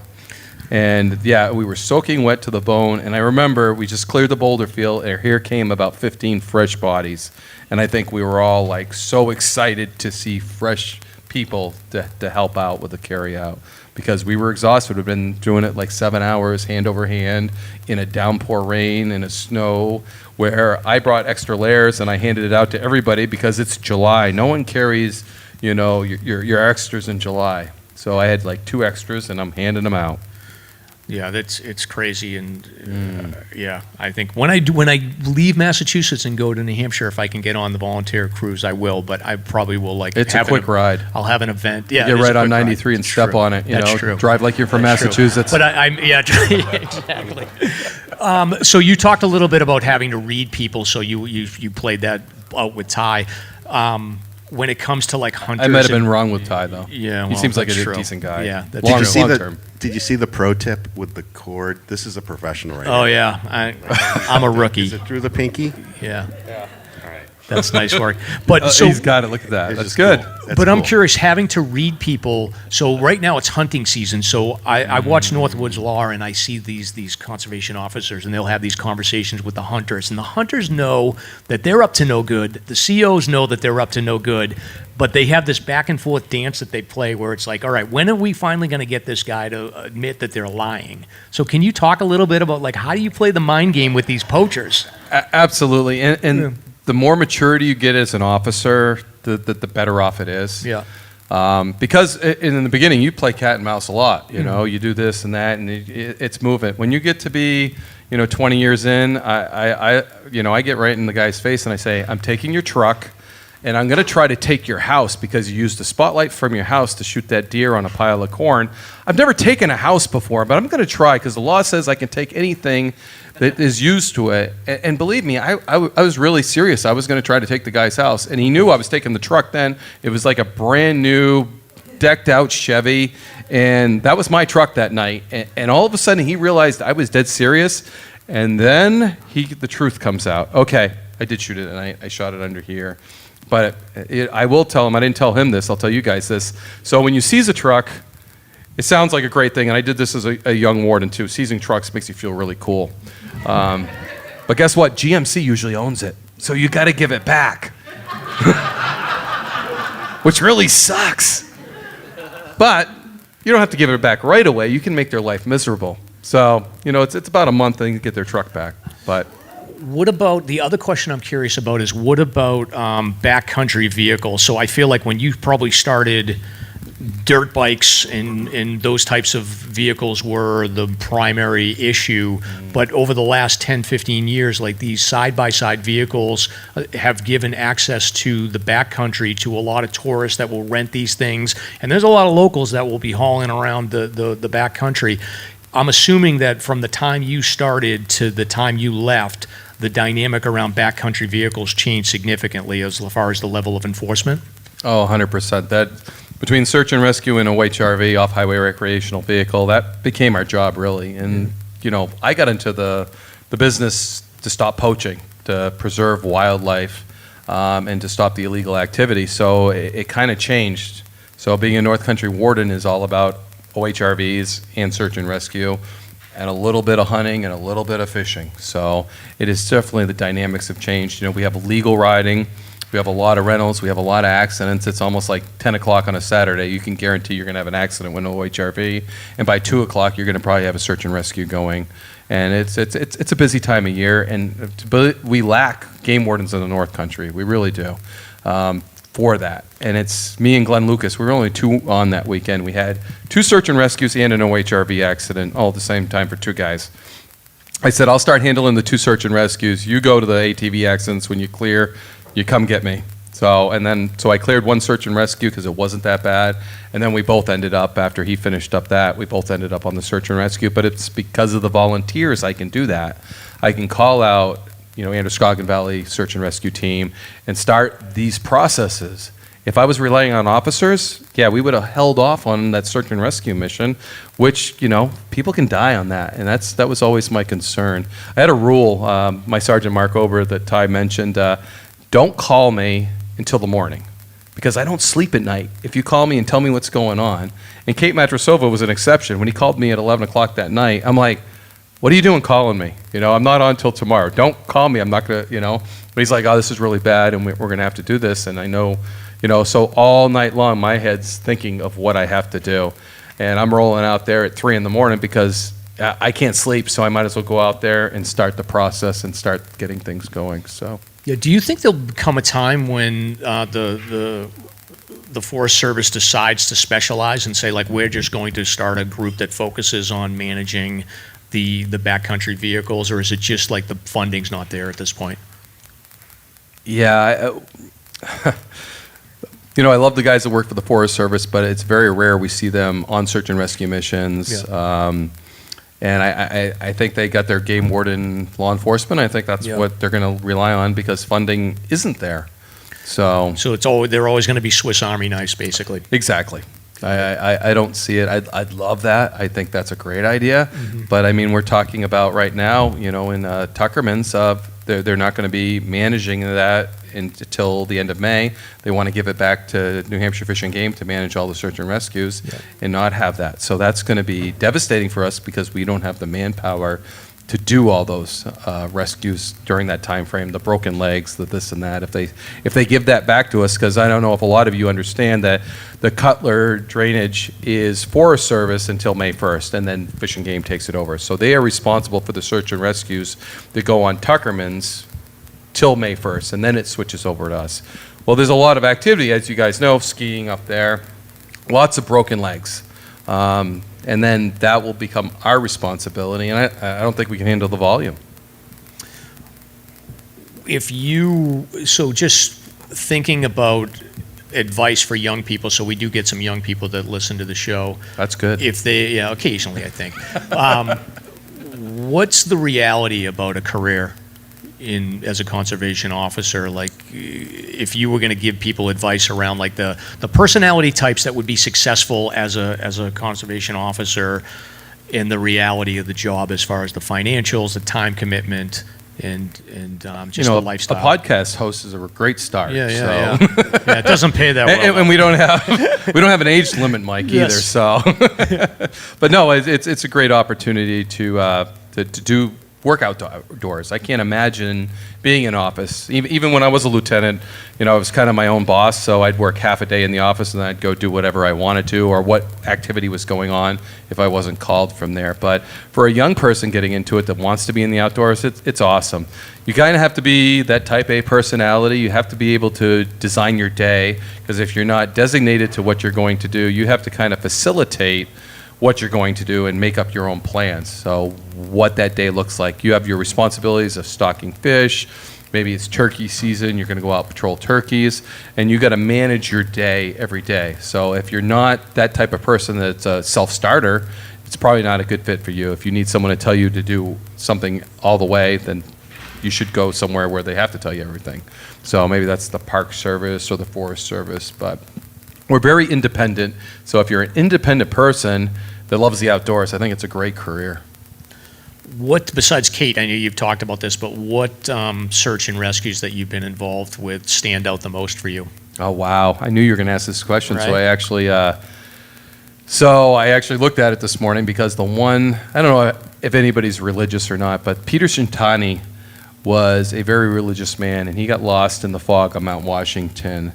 And we recovered him in July. It was a June thing. But when we recovered his body, there was a double rainbow. And it was just the weirdest feeling in the world as they recovered his body. And I knew there was a church group that came down to look for him. And then the double rainbow comes out, and there's an epic picture of the carry-out with these double rainbows behind him. And it was almost surreal. And I was like, it was still on the mountain. I was all by myself. And I'm like, this is just one of those times that you can't believe it's happening.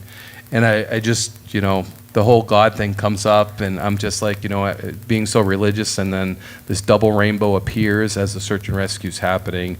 And that's one of the most memorable search and rescues I've ever had. He was lost for like 2 weeks before we recovered him. But it was something that's always been impressed on me, because it was an incredible, cool thing that happened, and the fact that he was very religious just kind of bled into that, so to speak. It was one of those things that you just can't, unless you were there, you can't experience it. And I think for everybody that was on that search and rescue, and Avstar was there was officers there from all around the state, and I think we were all in awe of just that moment. It was just incredible. Do you, because of your work history and background, do you find that you are ever motivated to like get out and hike, or are you pretty much like done? And the reason I ask is because I got a buddy of mine who's an Army Ranger, and I always try to get him out hiking. Yeah. And he's always like, I'm done. I spent 10 years traipsing through the woods. Do you sort of feel the same way? I do. All these law enforcement guys are the same. I try. I believe me. I usually do one hike a year, and I didn't do it this year, but it's I try. It's like work. It's like my wife loves to snowmobile. I hate to snowmobile because that's what I did. I lived on a snowmobile in the winter, and as we drive around our area, I think, oh, I covered a fatal there. I had an accident there. And, but she loves to, so I get on that snowmobile and we ride around, and that's what's in my head. But it takes kind of the fun out of it. Yeah, so I still like, it's funny when you hunt in the North Country, there's no deer, so I look at like little notches that I know are funnels and stuff, and I'm like, oh, I've never been there, so I'll hike there and still hunt all the way there. So that's kind of my hiking, because it's different than what I did working. Are you a boating guy? Like, what do you do? I have a pontoon boat. I haven't been on it in 2 years because my son does everything else. What do you just do? Podcast all day long? I wish. So I'm the executive director for International Wildlife Crime Stoppers. That keeps me pretty busy. The podcast. I work at the White Mountains Community College. I'm their conservation law coordinator, and I'm an adjunct professor there as well. My son shows dogs, so we travel all around showing German short hair pointers, German wire hair pointers. It's been busy. It's a busy life, retirement. You hear like people say that, and I'm like, yeah, that's funny. That's the retired. You're not busy. And then I get on this, and I'm like, holy moly, I'm busy. Wow, you're doing it right. So for the listeners, how can they find your podcast? Everywhere there's podcasts, just like you guys, Apple podcasts are great, Spotify's great. So wardenswatch.com. We have the Kate Matrasova case that I brought Ty in on, and that was it was my first one of blending speaker. So Ty starts it off. It's really cool about the book and about our, getting to know each other. And then we bring in the officers that actually were there, and they open up about that search and rescue. And to be honest with you, we're not the top end. So MRS is the top end when we bring those guys in, and they are the guys that do a lot of the really technical stuff. So the MRS crew went up to tree line that night, and our guys, 2 of them went up, 1 stayed back, and he talks about that. And then we talk about the next day, and the whole goes right through to one of the guys that recovered it. So, and then we end with Ty too in the book. So I think it's one of my favorites because it was very life affecting, I think, for all of us. It's how I get to meet Ty, and it's been, I think Kate Matrasova, life had meaning because of you, Ty. I think and I hate to say that in her death, but it brings it to it, and hopefully we can educate everybody about this. And I'd like to think we reach out people via podcasts. Certainly that's a venue for doing that, and everything we can do to educate the public. I love the Hike Buddies thing. That's awesome. Yeah. People need to educate themselves before they take that chance and go out the whites. And even if you're a type A personality that doesn't need any of those people, we can educate ourselves and do that. So, yeah. Yeah, well, thank you so much, Wayne. We appreciate you coming here. Oh, thank you. And I sharing love what your you guys knowledge. are doing. Awesome. Well, I have a couple questions. Oh, yeah, go ahead, Stomp. Where are the speed traps for snowmobiles? I got an answer. Okay. If there's a straightaway, it's a speed trap. I know exactly where they are. And you know what? Everybody says, why don't you work the guys on the corner? They're always on the wrong side of the trail. I'm like, hey, the same guys are on the wrong side of the trail in the corner are going fast on the straightaways, okay? And then my last question. So what do you ride a Skidoo? From what state do you think takes their car and drives onto snowmobile trails in the winter the most? Or does Google tell them to do it? Oh, yeah, that's true. Yes, I've had We've several of those. talked about that a little bit. Google tells them to do it, but there's been several. Rhode Island has been there. Massachusetts has been there. Yeah, right at the base road. That's a classic spot for trying to go over Jefferson Notch in the winter and getting labored right there. And they're like, oh, Google told me I could go that way. I'm like, how about the no vehicle signs at the end there? That told you not to go. So, yeah.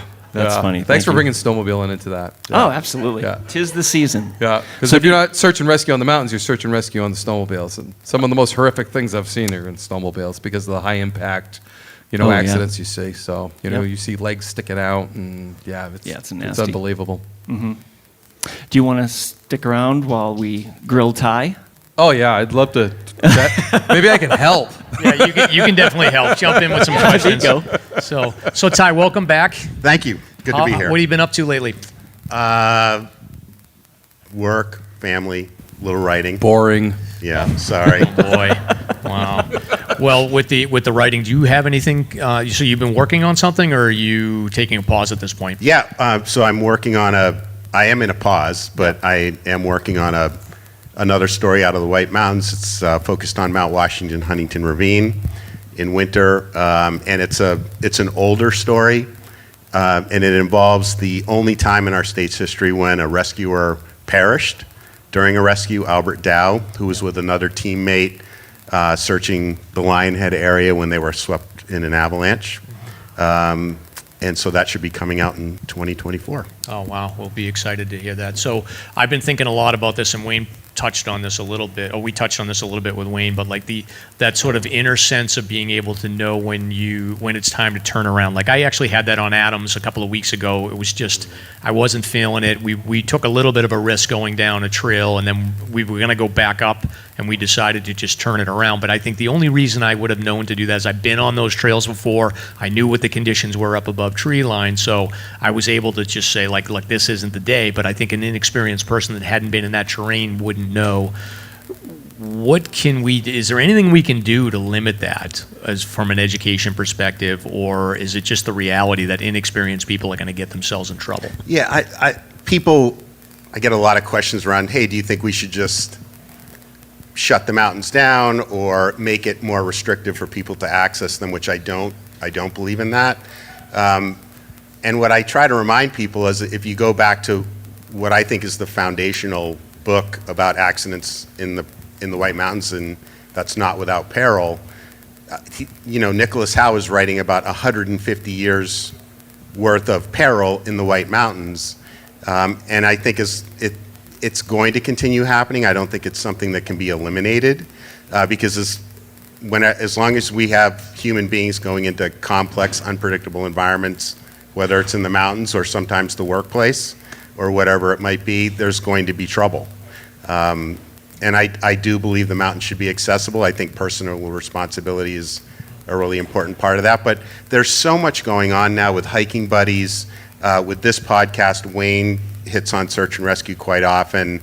I think there's a lot going on that wasn't going on before. And I think the more avenues that we can get information out there, the better. Yeah, and I think the Trailhead Steward program as well. It's outstanding. Like they've got the 6 spots that are the hot spots covered, which is huge because I mean I've collected that data and I've seen where the events are happening and they're positioned at all of those right areas there. The only thing I guess you could do maybe a little bit differently is if you, and again it's a staffing issue, but like you plop somebody in the middle of Franconia Ridge on a Friday, Saturday afternoon, maybe that might impact a few rescues, but I feel like we're pretty optimized at this point. I don't know if you have any other perspective on that. I think you just said it though. You're kind of a type A personality. You're a podcast host, so sharing that you turned around, that it wasn't the day. That's what we got to get through to these type A personalities that always achieve their goals. Is hey, I can die, and maybe it's not the day. And I think putting that. You just sharing that experience, Ty sharing his experience, I think educated people listen to that and they actually learn that maybe this isn't the day because it's in my calendar, but the weather came in and it isn't my day. And you sharing that is really important because you certainly try to control this podcast. Yeah, well, Mrs. Mike, do you hear that? Type A. No, he's type AA. Well, she disagrees. She's going to be laughing at me. But so one question I had for you, and you don't have to get into a lot of detail, but like your interaction with Hollywood. What do you think of Infinite Storm and in the movie? You've had about a year or 2 since it's come out. Like, what are your thoughts? I had no interaction with Hollywood really. It's for just that. like it's basically just they license it. I'm really glad that Pam's story was got to a larger audience. Yep. I always felt that was more of a mental health story than a hiking rescue. I think that maybe that got lost a little bit in the mix, but I just keep going back to the selflessness of her and the fact that John, I think, frankly, represents all of us because I think we're all susceptible to that.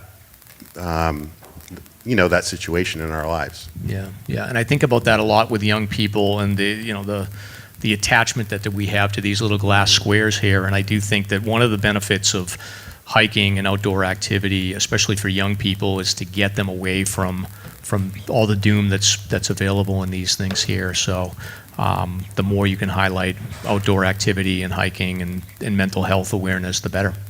Yeah. So. What about the writing process that you're going through right now? Is it a lot of research, or is it pretty much done? Yeah, so that story I spoke of earlier, it's 40 years old. So the research is a lot more intensive than the other stories I've told because, again, it was so long ago and at a time when there wasn't the internet or anything like that.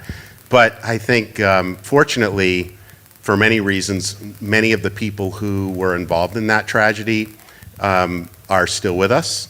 And there are rescuers from that incident in 1982 who actually are in all 3 books. And the reason I bring that up is because we have volunteer rescuers who have been doing this for 4+ decades, which I think speaks to what Wayne said about the fact that it is so unique for New Hampshire and something that I think we can be really proud of.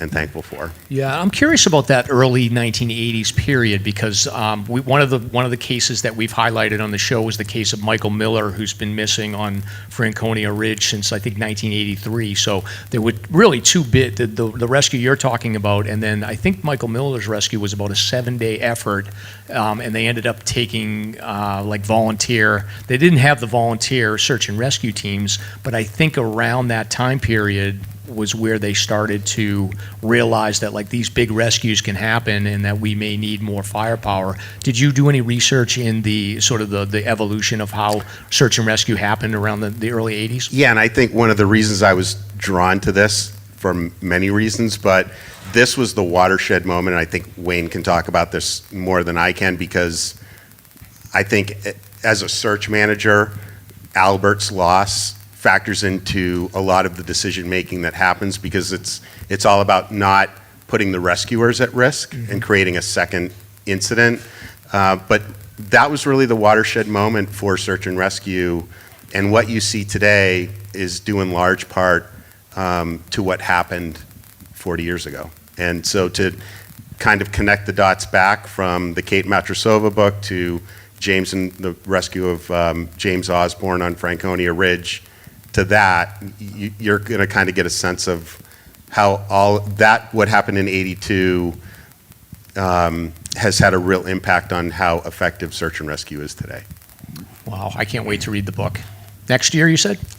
Yeah, I'm in a bit of a pause, which I mean we can talk about, but it will be out in 24 for sure. Are we going to talk about your pause? Yeah, my pause. So do you have a trip to Disney World or something planned? I'm gonna, yeah. You're not going to bring out a cat or anything with pause. I'm gonna do the chord. Okay. So I've been writing for the research took some time. Was writing for close to a year. My father fell quite ill with dementia, which I'm so glad you brought the Alzheimer's Foundation in today. And so the past year, writing was really therapeutic for me as he was going through his illness. 2 weeks ago he passed, and so right now I'm just dealing with that. And it's really, as we know, the books I write about, and as Ken lightly discussed, it's generally, I'm trying to be educational, but they are based in sorrow and loss in many cases, and so I'm going to deal with my own and get in the right headspace before I go back to that, because I don't want to just bury it. I need to spend time with that, and then I'll go back to the writing. Got it, yeah, so Yep. you got to take your time. So Yep. I'm sure I speak for everybody to share our condolences. Thank you very much. Wow. So, Stomp, anything I missed here? Not really. Now you know why I have to be He's a an alpha. conscientious observer, you know? I've got one foot out the door, I guess. This podcast I don't thing. know if his questions are very self-absorbed, like, Wayne, where are the speeding traps? And it's all. I was like, he's so intense. He's like there's absorbing it all. There's nothing else. I mean, so. Wow. So I really don't have anything. So where do we go here? Are we doing Q&A? Or Well, that's what I was thinking about. See, that's how I work. I'm thinking, what are we doing next? So, do you guys have any questions? Because we do have. Does he wear that like snowmobiling? I think so. Yeah, you got like a law enforcement patch on there. Is that a game warden patch here? Yes, sir. Yeah. That's like like somebody gave me that. That's like the equivalent of you getting like a state police sticker on the back exactly. of your car, even though you have no Which receipt. is those are meaningless. They don't work. Those don't work. Right.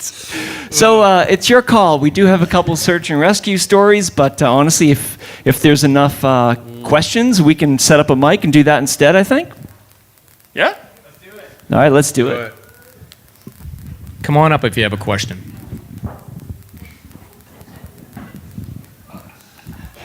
Tell for the feedback. You want to probably come over there.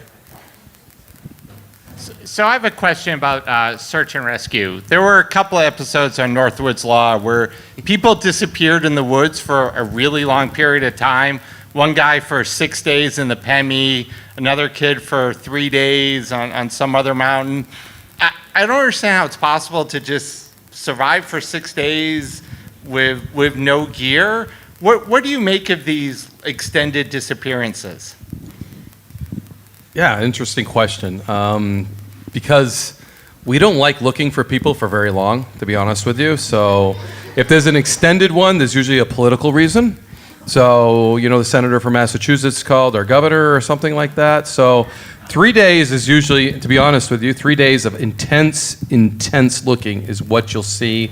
Maybe a fourth day you'll start seeing winding down. And depending where that location is it in the mountains? Is it in, the foothills? We mentioned Alzheimer's. We look for people that walk away from the houses on a regular basis, that type of thing. So, but people can survive. It's unbelievable what the human body can do. It's just amazing. I can think of several ones that, walked in and out of search areas. They were actually found in areas we already searched, but they were in this, why we searched it, they weren't there. But they walked back into that search area, and then we ended up cutting tracks and finding them. But the human body is absolutely amazing, and your will to survive. So if you decide you're going to die, you will probably die. But if you, in your head, are like, I'm not going to die, and I'm going to do everything I can not to die, you've already set the stage for survival. And that is the key, is the mental, conditioning of what you have when you're out there. So if you've determined that you're going to die, you're probably going to die. And then if you're going to live, you're going to do everything in your power, and you may live 5 or 6 days. Water's really prevalent in the whites, so we're going to definitely have water so we can go a long time. Food, you don't need to eat for 5 days or so. So you got 5 days. The extreme cold is what we fight. And when it's extreme cold, there's nothing really that you can do unless you have the equipment to do it. And that's what kills people. So, I think just to add to that, the book I'm researching now, it involved, they were searching for 2 missing ice climbers who were going fast and light. And so I want to make 2 points. One is the power of being with somebody else when you're in trouble. Because you're feeding off of each other. It's almost like you're trying to save the person you're with before yourself. And the other thing with this story, because it was incredibly cold, and there was a ton of snow where they were, is primitive skills. They relied solely on primitive skills. They had no food, they had no water, they had no sleeping bags, they were critically injured, but they lived through a situation that I think many people would have quit on. And so I go back to that, getting an insulating layer between yourself and the cold ground, huddling with one another, just to preserve that core body temperature. It can be done. I think that's one of the things I most want to come out of the next book. Not only the selflessness and sacrifice of our search and rescue community, but that we can survive in the worst possible situations in the mountains. I got a quick story, and your comedian who started kind of reminded me of this story, and I want to share it because it's kind of a funny story. But it was in the Lincoln Woods and they just started dating maybe the week before or something. So they go on this hike and they get waylaid overnight, and he is really into survival. So everything's frozen. So I have to interview this nice young lady, very attractive, after the search and rescue. And I start talking, asking her what happened and everything. And then I get to the point, well, what did you drink? Well, everything was frozen. And I'm like, there's a pause there. And I'm like, what's going on here? And she's like, well, I forget his name, but he drank his urine. And I was like, and my face must have shown it. And she's like, he didn't have to do that, did he?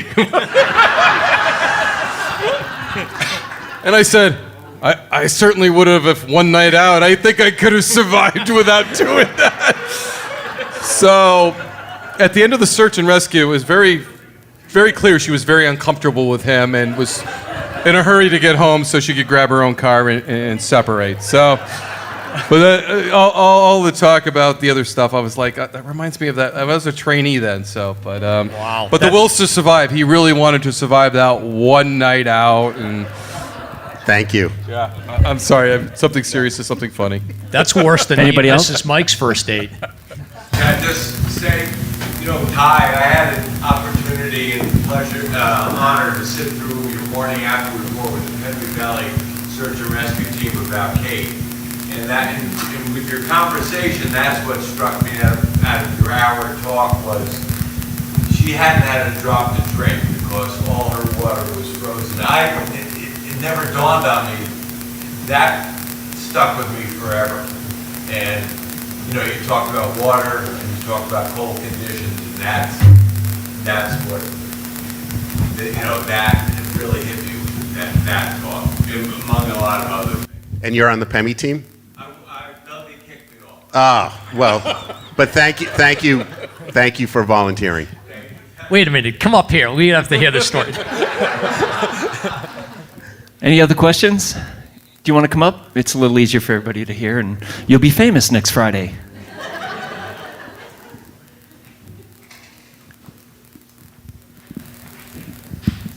All right, so Rhode Island has a question.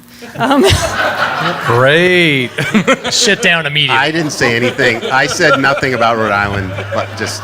Hopefully it's not too contentious for you, but do you have a perspective on the paid model for charging for unprepared search and rescues in New Hampshire versus the rest of the nation, which doesn't tend to follow it? Because I support it. I don't really see it having a negative impact, but I don't know. Oh boy, that's a good question, and it's a tough question too. I think it helps because we have such a great volume of search and rescue to put that out. I mean, it was a blast across everything. So, and you have to be really reckless in order to do that. And I was involved with one that went all the way through the Attorney General, and we were going to trial. I was sitting there that day with a woman that this is her second search and rescue, so that we were charging her with. Yeah. So number 2. And she was from Maine, and she was just clueless. And it was a big search and rescue. Helicopters are $2,500 an hour. That's what the National Guard going rate was when I was lieutenant 5 years ago. So depending the fuel economy there. So once you start doing that, search and rescues get very expensive very quickly. And going through the process, and I had to go down to Concord like 4 different times to meet with the Attorney General, right up to the point where we're going to trial, and they settled prior to trial. So I don't think we make any money on it, so to speak, but I think it's a deterrent. And I think just what you said, being from Rhode Island, you know that you could be charged for being reckless. So I think that's a very good deterrent there. Do we charge people that break their legs slipping? No, absolutely. That's not, that's part of being in search and rescue. If you're negligent and you have a hike safe card, we're going to probably look the other way.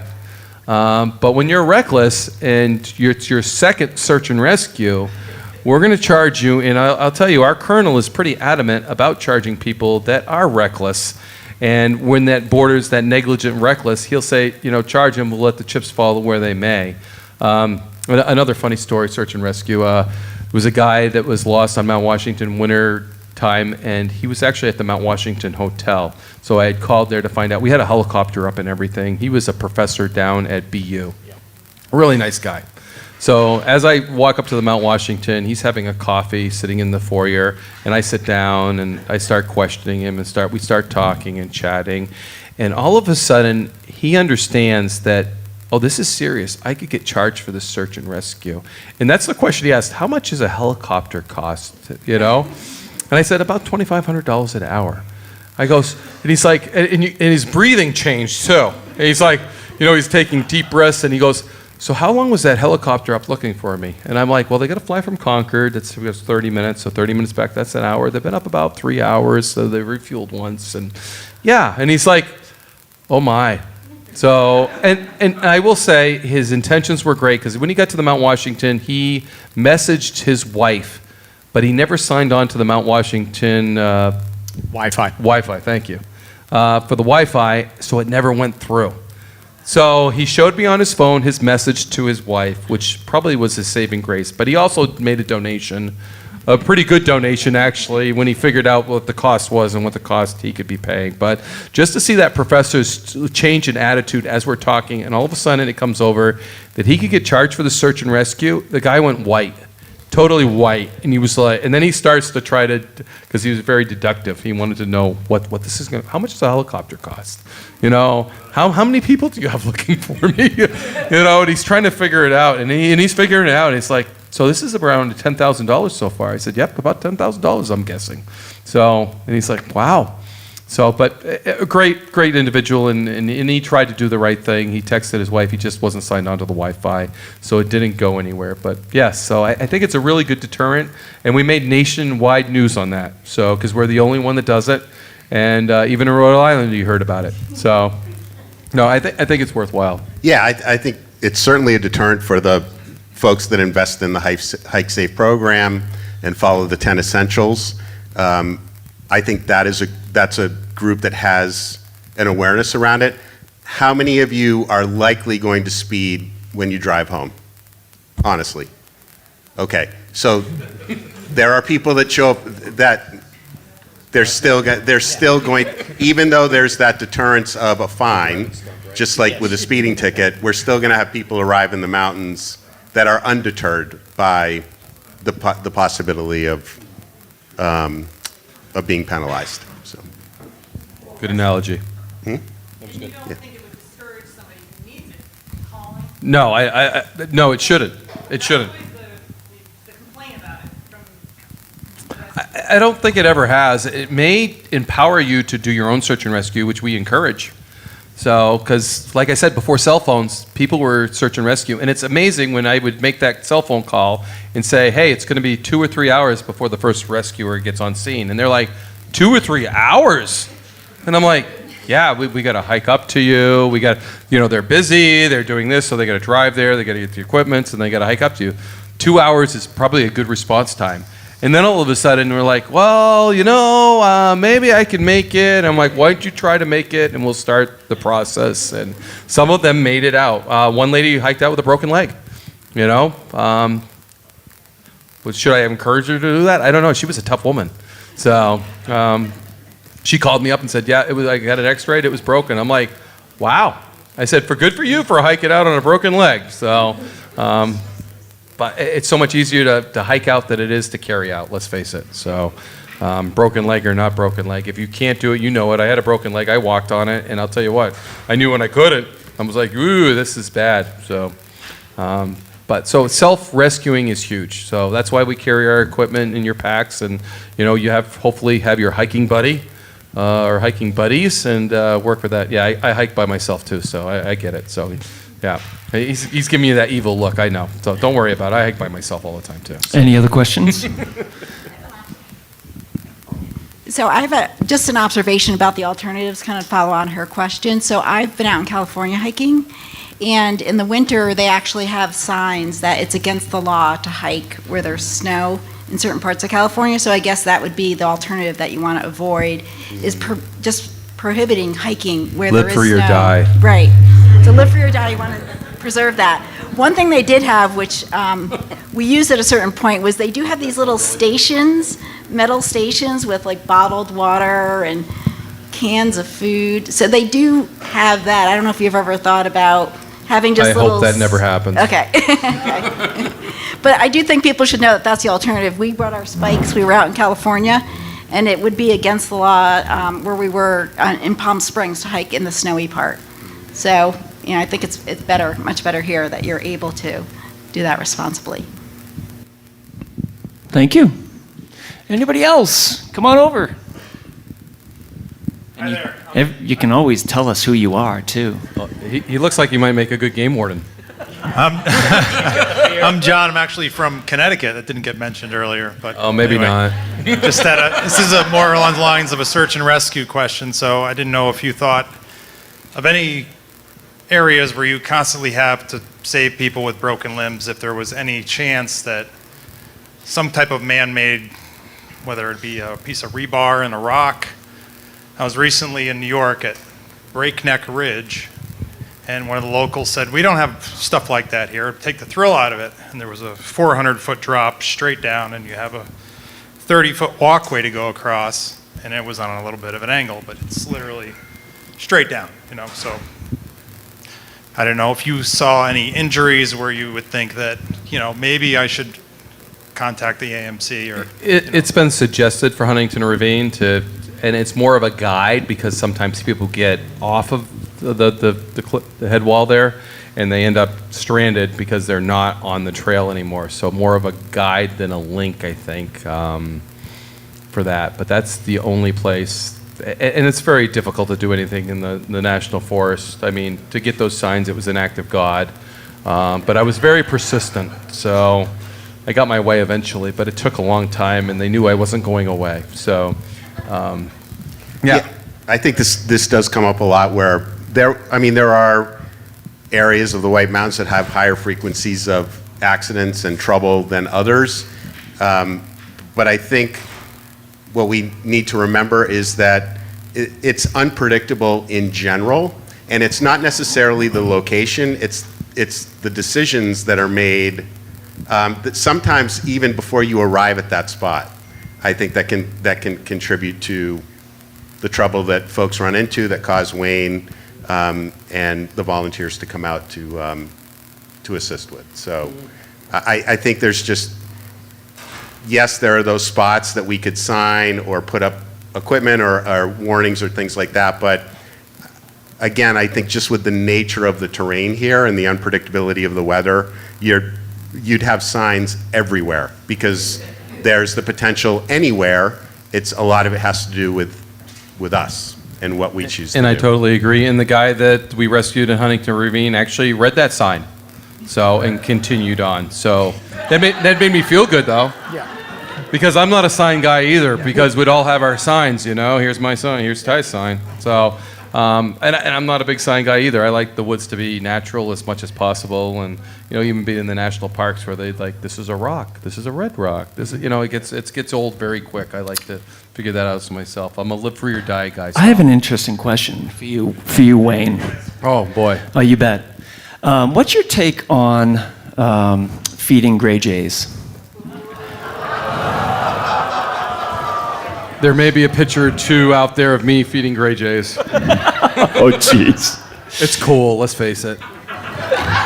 No.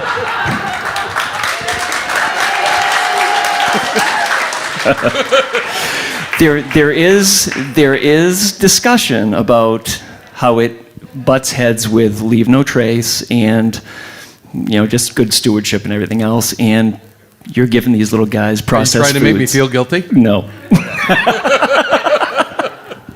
It's coming down the highway, though.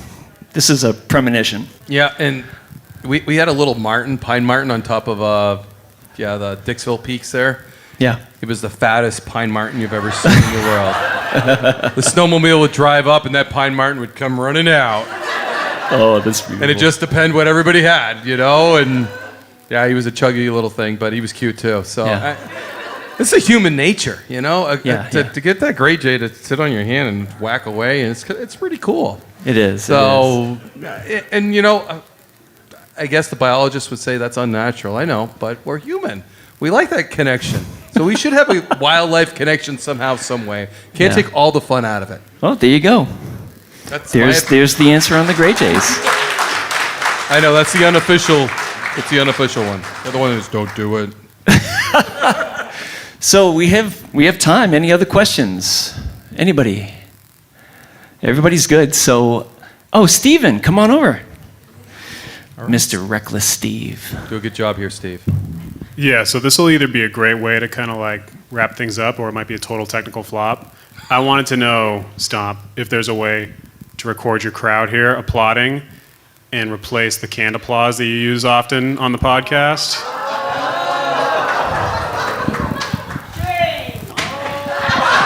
Oh, damn! That hurts.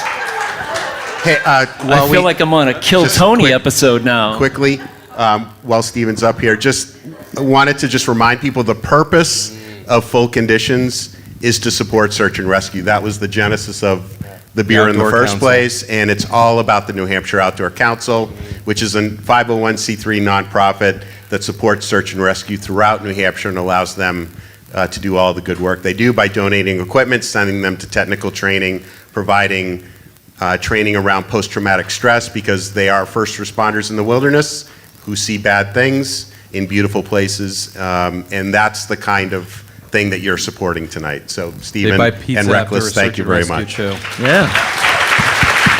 So, let's do it.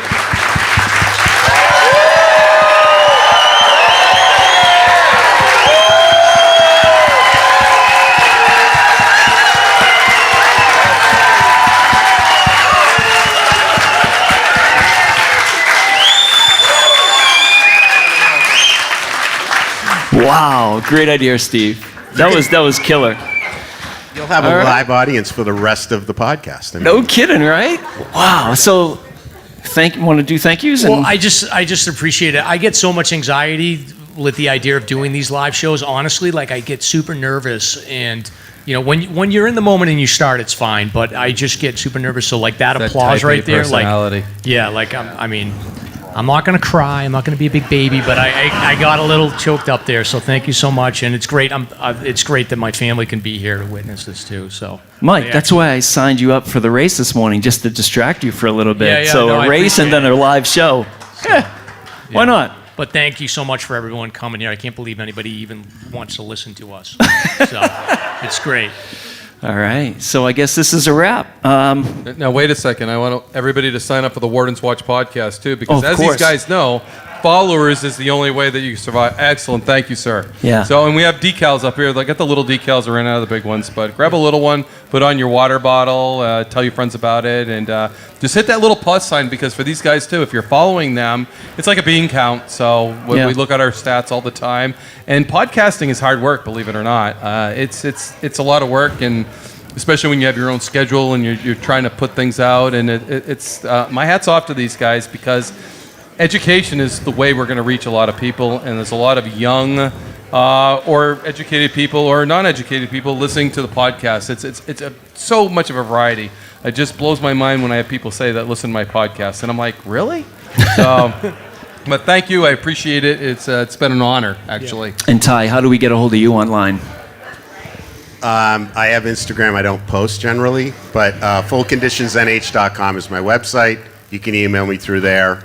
I'm always happy to talk to anybody. Awesome. And I love you both. I love you too, brother. And thanks for having me, and Wayne. I love you too. Thank you, Wayne. Thank you, Let's Ken. drink some Thank beer. you, Let's Steve. tip the bartenders.